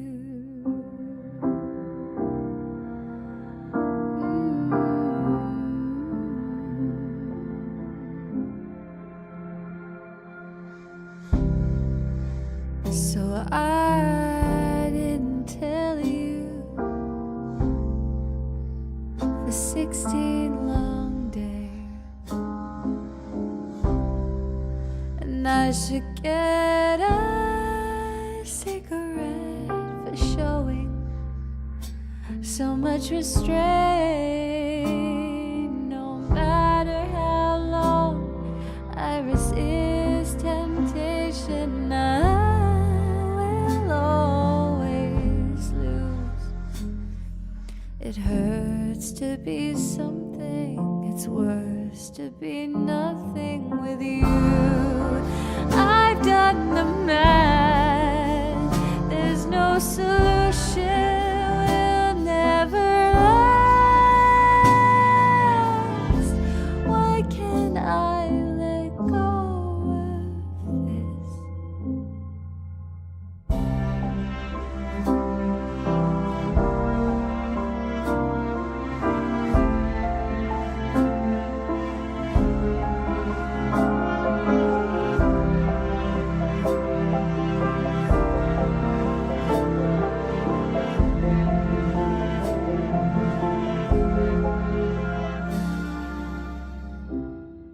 So I broke my promise.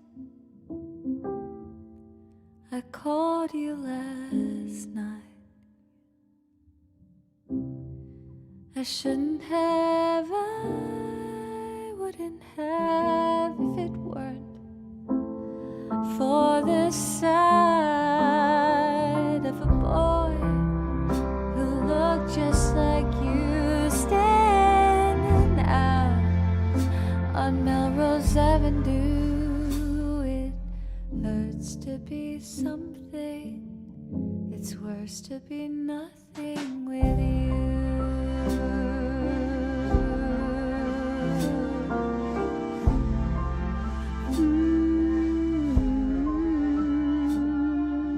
It hurts to be something, it's worse to be nothing with you.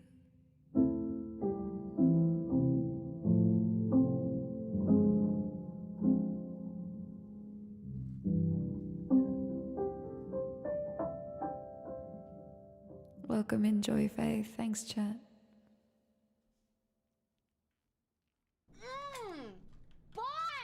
My love, mine, all mine.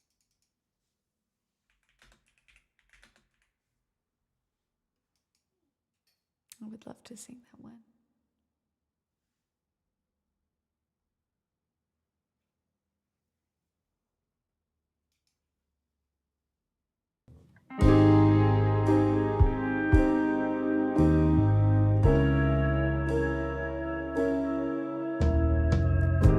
Moon, a hole of light through the big top 10 up high, here before and after me, shining down on me. Moon, tell me if I could send up my heart to you, so when I die, which I must do, could it shine down here with you? 'Cause my love is mine, all mine. I love mine. Nothing in the world belongs to me but my love, mine, all mine, all mine.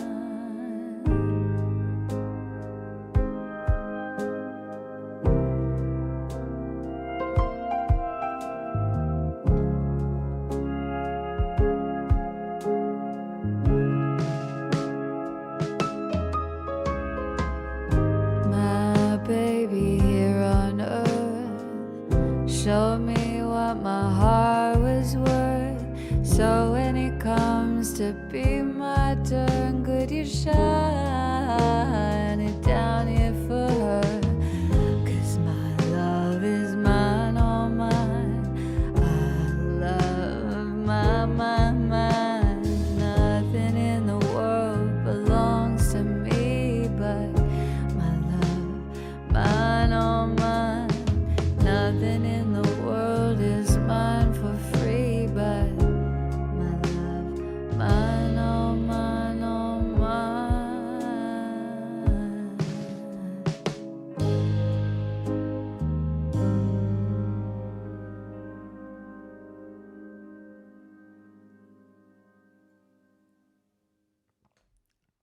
Yeah, you want one good spider in the home that you leave alone. Doesn't bother you, you don't bother it, but it bothers everything else, you know? Thanks for poggies. You're very welcome. Thanks for the request.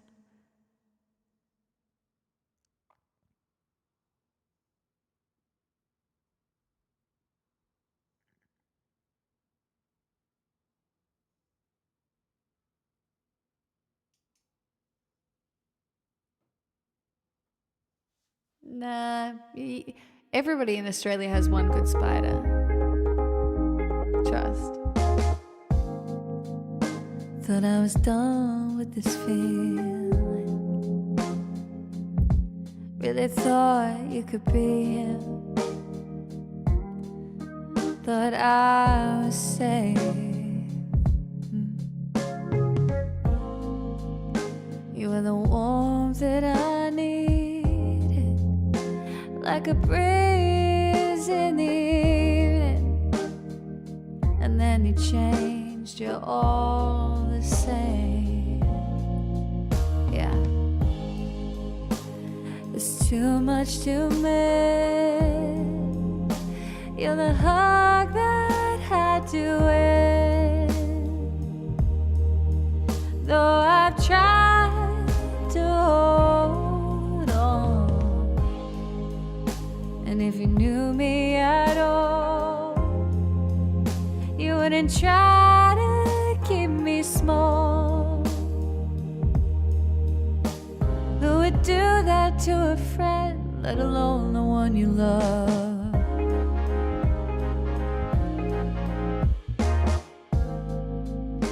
And any choice you had worth making, I push you to take it. No questions asked, no doubt in my mind. But when am I needed, you react like I'm crossing a line. I'm too much to handle and just dial it back a bit. Well, I'm not having it, baby. It's too much to miss. You're the hug that had to end. Though I've tried to hold on, and if you knew me at all, you wouldn't try to keep me small. Who would do that to a friend, let alone the one you love?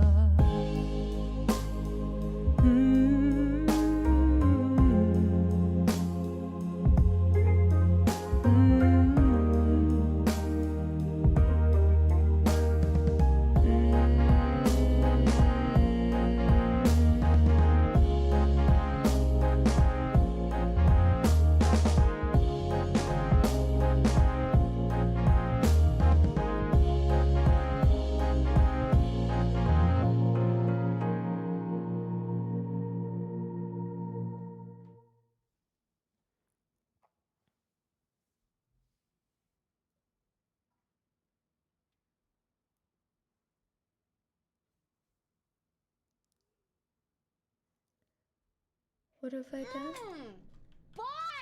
Hero Mariah. No, I don't do performances. I just do this. Already Gone, Kelly Clarkson. I would love to sing that too. Thanks, Dottie.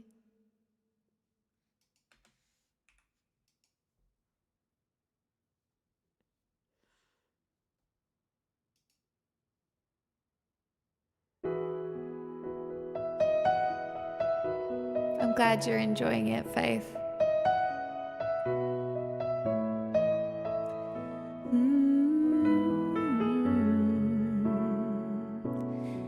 There's a hero.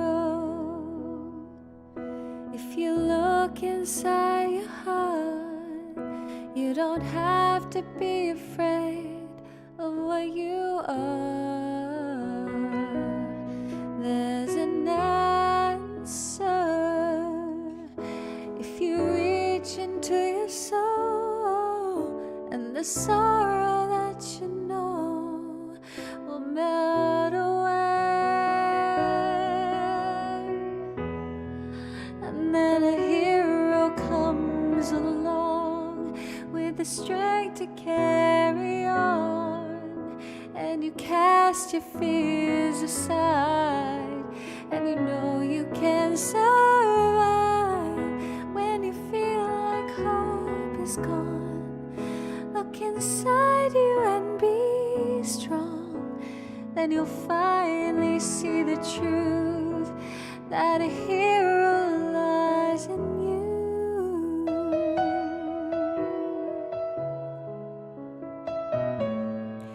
It's a long road when you face the world alone. No one reaches out a hand for you to hold. You can find love if you search within yourself, and the emptiness you felt will disappear. And then a hero comes along with the strength to carry on, and you cast your fears aside, and you know you can survive when you feel like hope is gone. Look inside you and be strong, then you'll finally see the truth that a hero lies in you.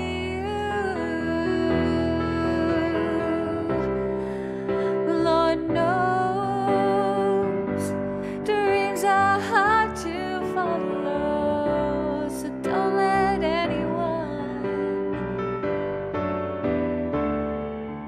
hold on.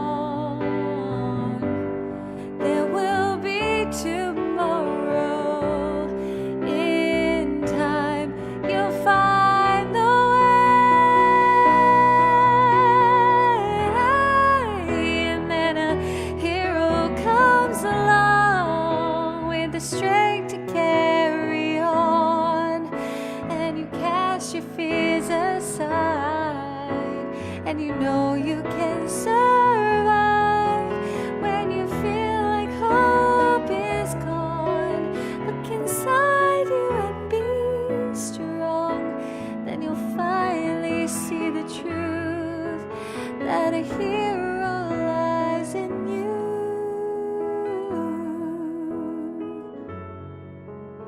That a hero lies in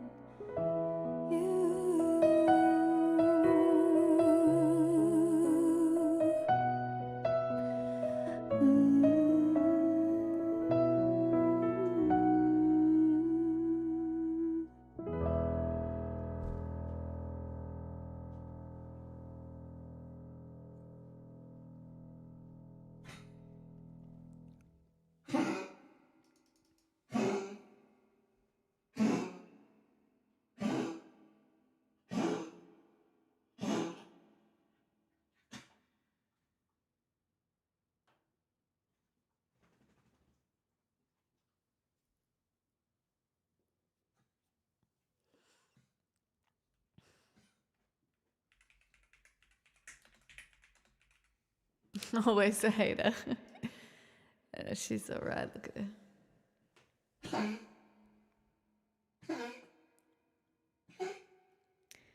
For anybody who's new, my dog has chronic bronchitis. She's okay. She's had her medicine today. She's not coughing too much, but yeah.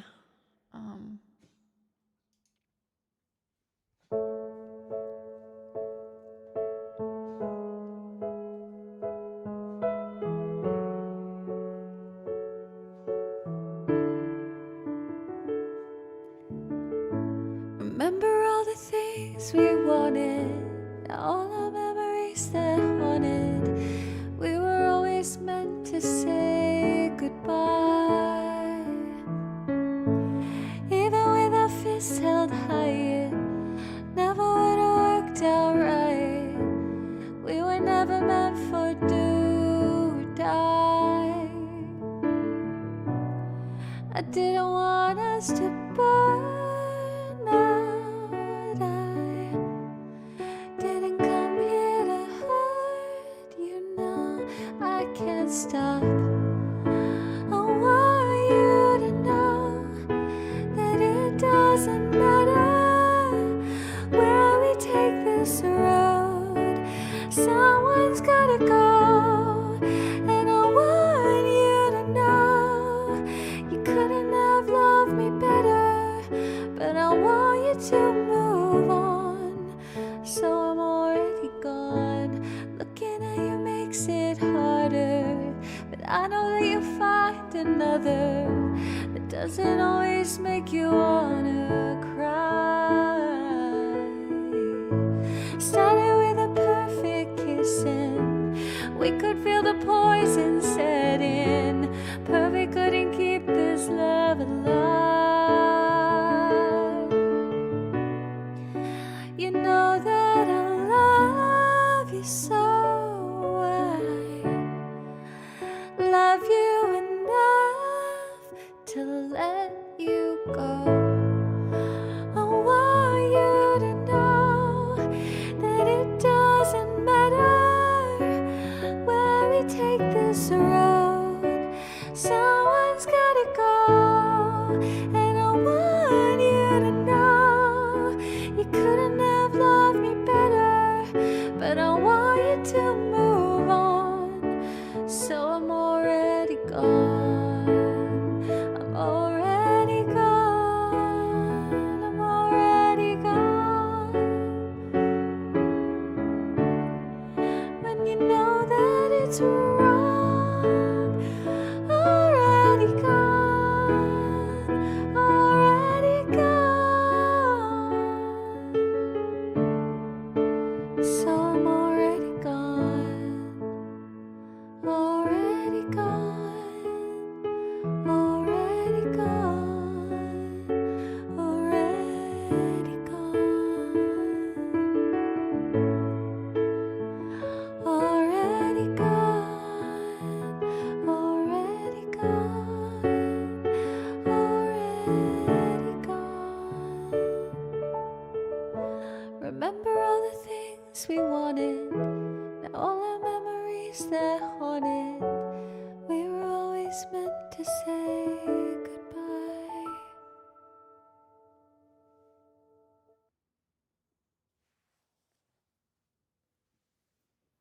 Thanks, Dottie.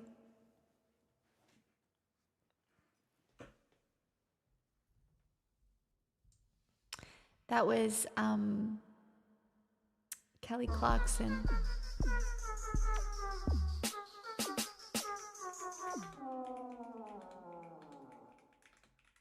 Sweet child o' mine. I would love to sing this for you.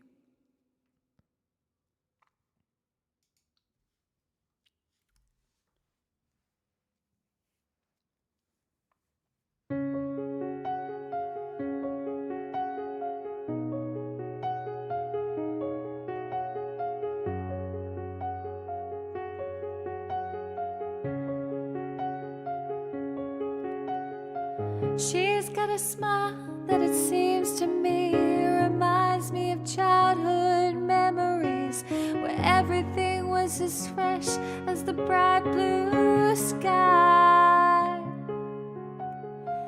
Now I see your face, it takes me away to that special place. And if I stayed too long, I'd probably break down and cry.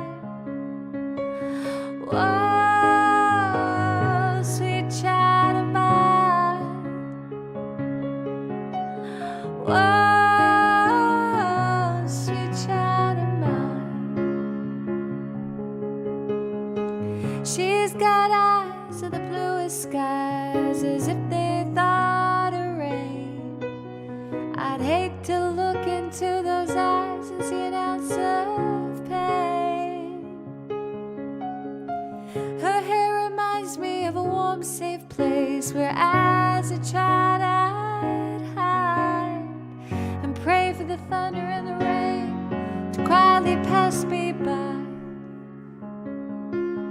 Whoa, sweet child of mine. Whoa, sweet child of mine. Whoa, sweet child of mine. Whoa, sweet child of mine. Where do we go? Where do we go now?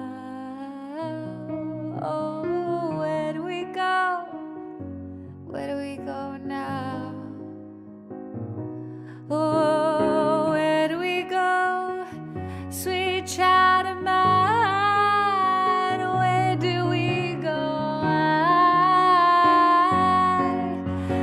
Where do we go? Where do we go now? Where do we go? Where do we go now? Where do we go? Where do we go now, now, now, now, now? Where do we go? Sweet child of mine.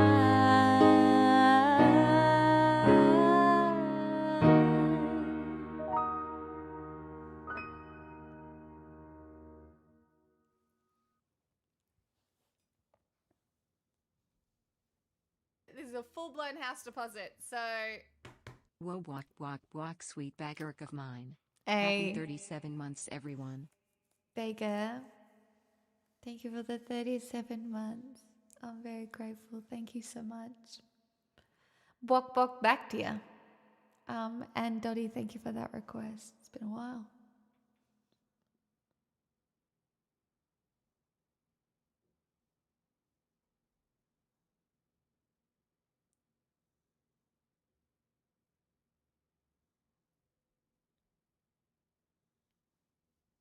You can sing if you want to. Enjoy Faith. You can sing along.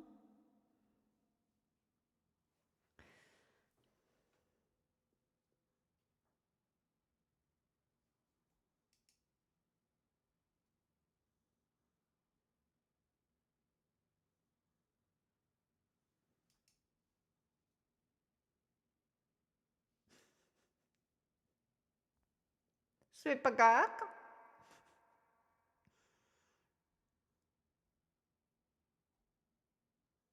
Like, I could not tell you the last time I paid for anything. Dancing in the dark, Springsteen avoid that lobotomy. Daddy, you didn't have to do that. What if I wanted the lobotomy? I'm joking. Every day I avoid a lobotomy is a good day.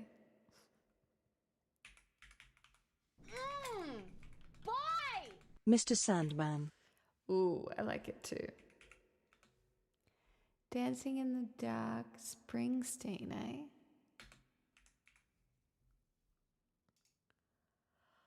Do I know this?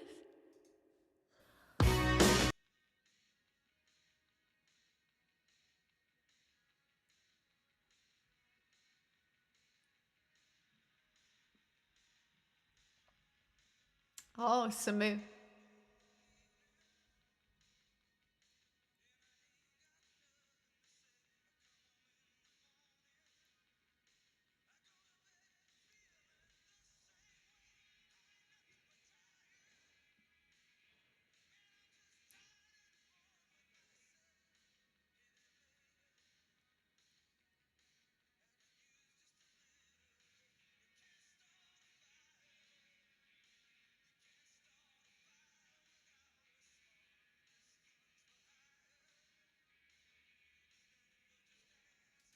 It's giving Hugh Jackman.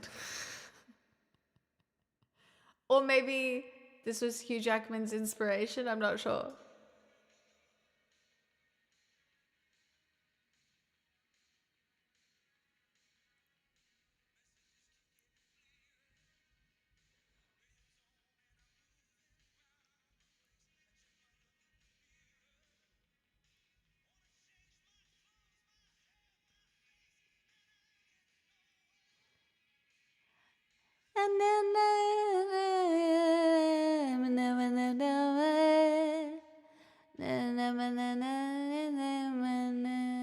Stop the fire. Can't start a fire without a spark. Listen and dancing in the dark.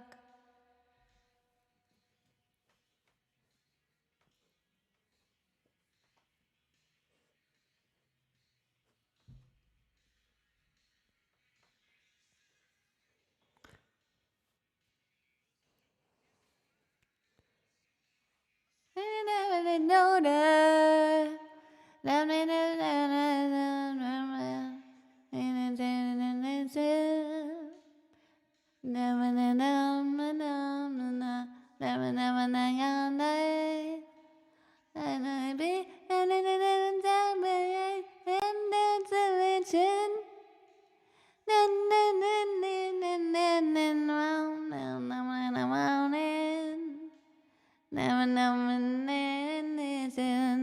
Let's start the fire. Looking hard, so higher. And then if I'm just dancing in the dark, let's start the fire. Let's start the higher. And if I'm just dancing in the dark. Okay, I can probably do a version of this.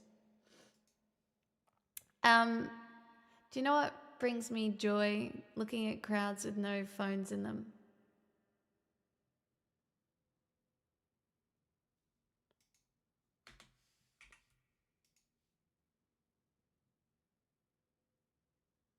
I like how we can see the video in the mirror. Shh, I'm avoiding DMCA. I'm doing a great job of it, okay?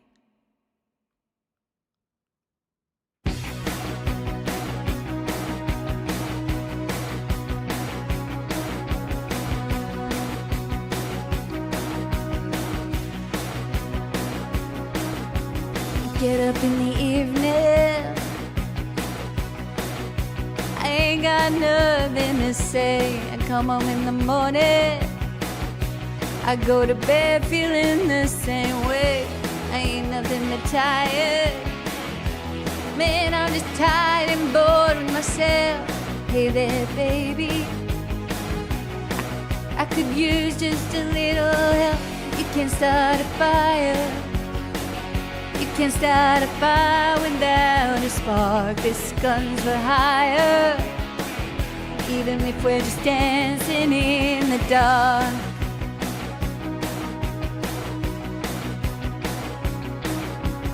Messages keep getting clearer. Radio's on, I'm moving around the place. I check my look in the mirror. I wanna change my clothes, my hair, my face. Man, I ain't getting nowhere. I'm just living in a dumb life. This is something happening somewhere. Baby, I know that there is. You can start a fire.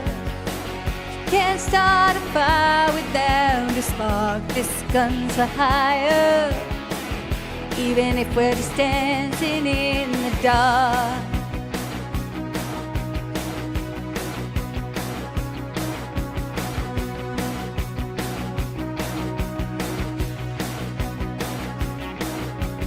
Sit around getting older. There's a joke here somewhere and it's on me. I'll shake the world off my shoulders. Come on baby, the laugh's on me. Stay on the streets of this town. and they'll be up covering you up alright. They say you gotta stay hungry. Hey baby, I'm just about starving tonight. I'm dying for some action. I'm sick of sitting here trying to write this book. I need a love reaction. Come on now, baby, give me just one. You can't start a fire. Sit around crying over a broken heart. Even if we're just dancing in, and you can't start a fire. Worrying about you little, we're falling apart. This gun's for hire. Even if we're just dancing in the dark. Even if we're just dancing in the dark. Even if we're just dancing in the dark. Even if we're just dancing in the dark.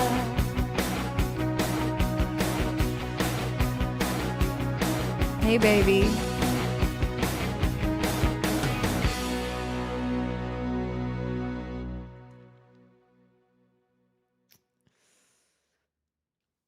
Not bad for a first go. I feel like I was close in the choruses, maybe not so much in the verses, but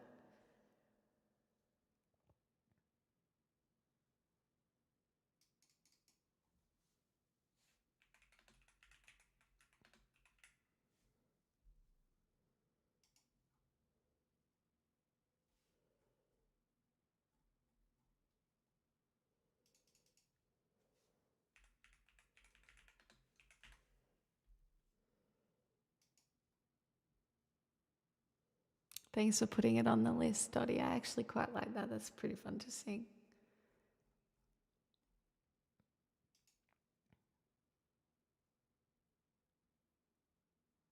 I'm going to make this my last one, chat. I hope that's all right.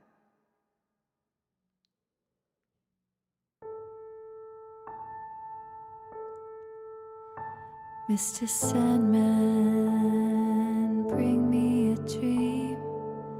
Make him the cutest that I've ever seen. Give him word that I'm not a rover, and tell him all his lonely nights are over. Sandman, I'm so alone. Don't have nobody to call my own. So please turn on your magic beam. Sandman, bring me a dream. Mr. Sandman, bring me a dream. Make him the cutest that I've ever seen. Give him word that I'm not a rover, and tell him all his lonely nights are over. Sandman, I'm so alone, don't have nobody to call my own. Please turn on your magic beam. Sandman, bring me a dream. Mr. Sandman,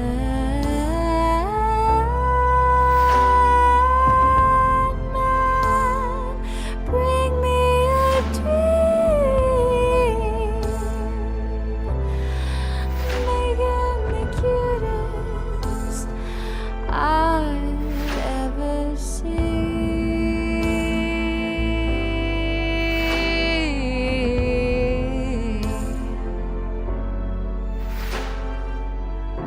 Please turn on your magic beam.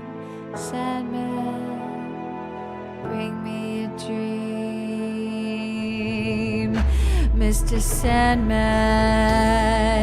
bring me a dream. Make him the cutest that I've ever seen.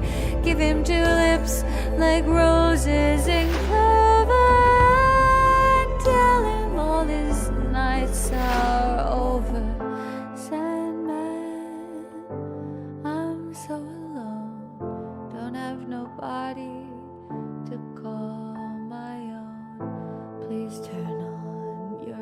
magic beam. Sandman, bring me a dream.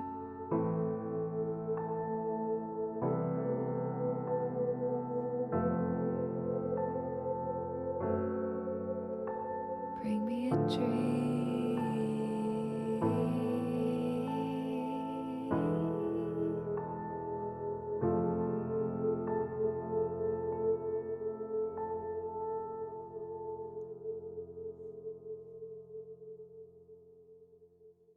It's a goodie, that one, isn't it? Perfect ending song, Mapoggies. Thank you so much, chat. Dottie, thank you for the live learn. That I'm so grateful. You didn't have to do that, and I'm very grateful. Mapoggies, thanks for the requests. Everybody else, thanks for the subs, the roses, the good chat, the bad chat, all of it. I don't hate any of you. This is a full-blown house deposit, so Oops, I slept.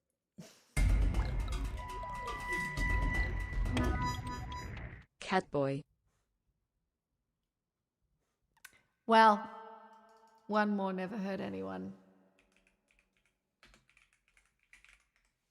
You're fine.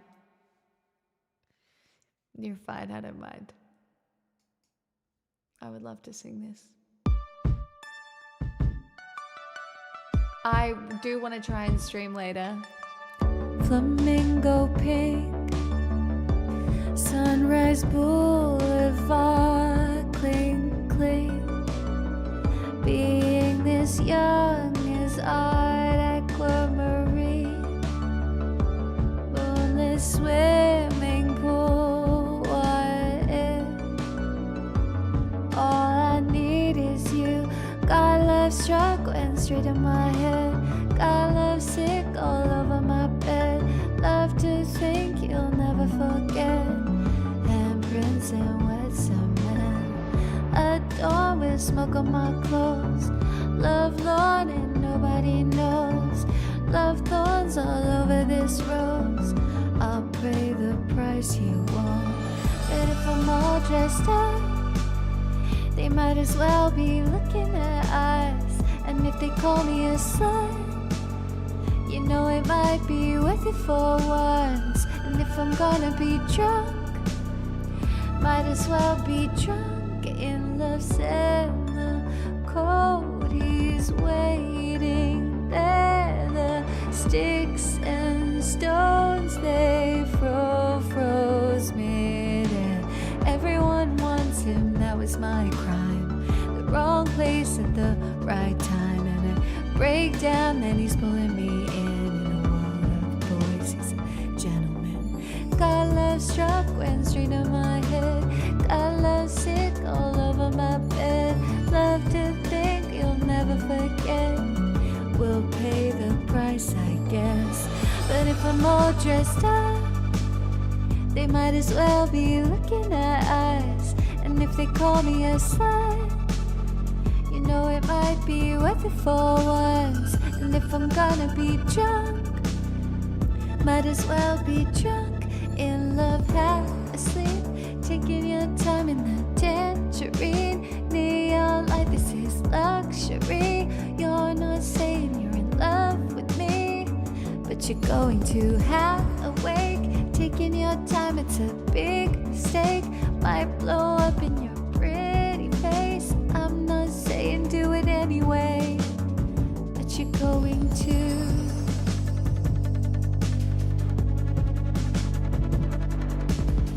And if they call me a slut, you know it might be worth it for once. And if I'm gonna be drunk, might as well be drunk in love.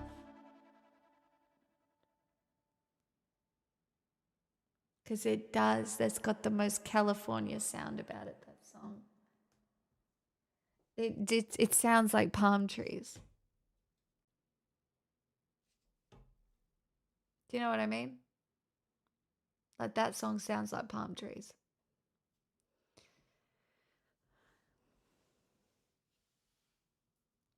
I do not know what you mean.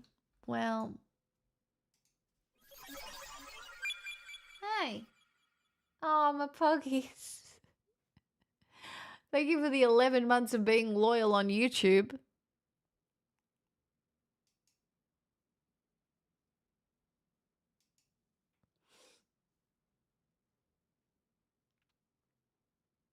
Does need a seagull. No, I can see the seagulls. What do you mean? That song sounds like seagulls. Arclight, I'm so sorry that my timings are fucked for a lot of you now. I swear to God, I really am. I will occasionally try and go later, but it's so fucking hard because I wake up so early. Like, I'm a Poggies. Thank you for gifting a sub on YouTube as well. That's very kind. Thank you. What is that? We need to ban daylight savings. I just worry about missing React content. That's my favorite thing we do. I usually try and start React content at around 8 o'clock. Generally.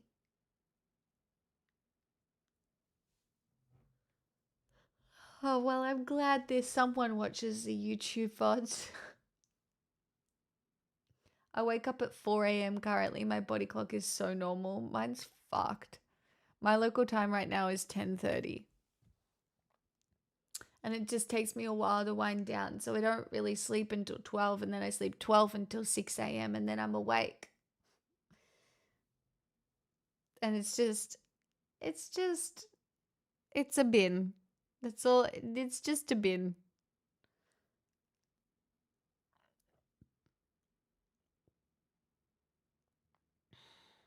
I'm sorry that's so early, Fradley. I will try and do day streams as well. I'll mix it up a little bit, but thank you for liking everyone to Juice the Algorithm, Arclight. I'm very grateful. You could almost be a farmer. I'm this close. And here I am farming content.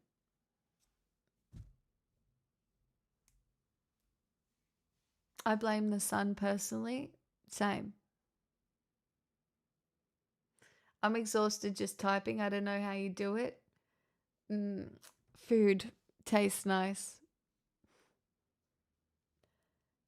And buying it is one of the only ways I get it.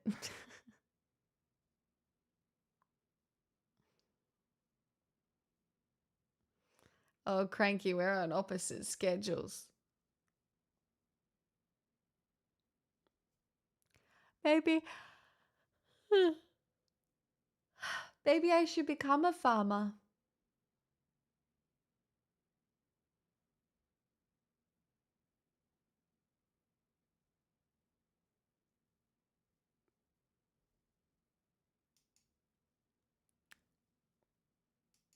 You think I could hack it, chat?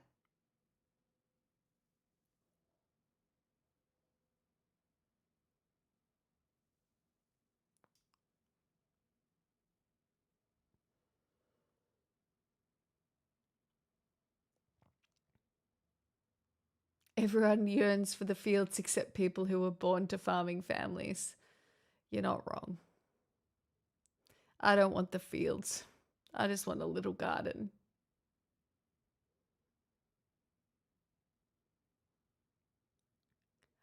It's okay.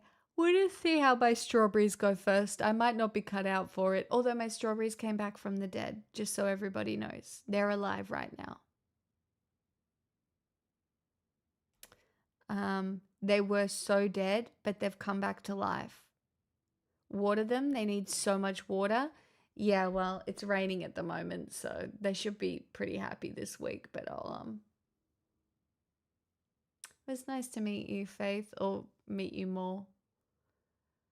I haven't seen you in here before, so welcome. I'm going to need proof of life. I'll take a photo tomorrow. There's no actual strawberries yet. The minute I see an actual strawberry, that would be very exciting. Cranky, shut up. They're not that easy to grow. The weather here has not been kind to strawberry plants, all right?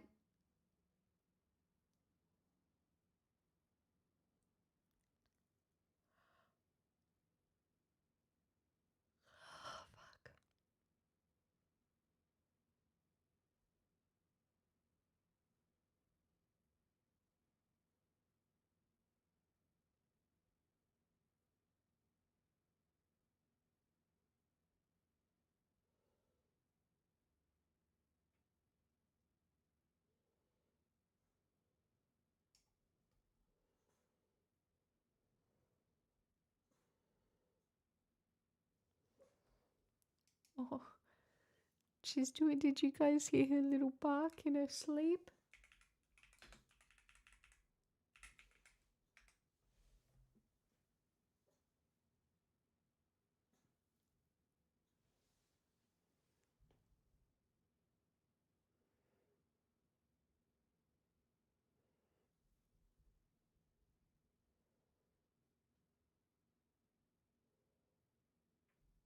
Oh my god, I can't wait to cuddle my dog.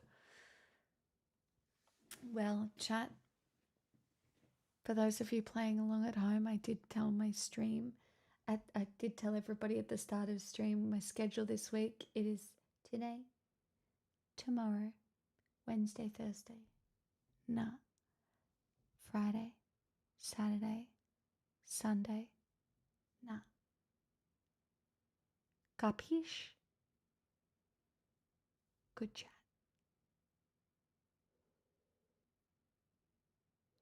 Don't forget to join Discord if you want further Friday and Saturday, yes.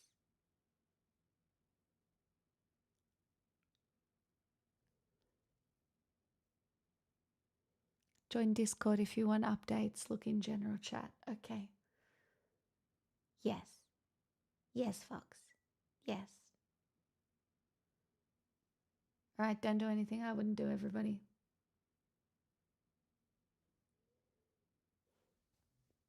No. Bye.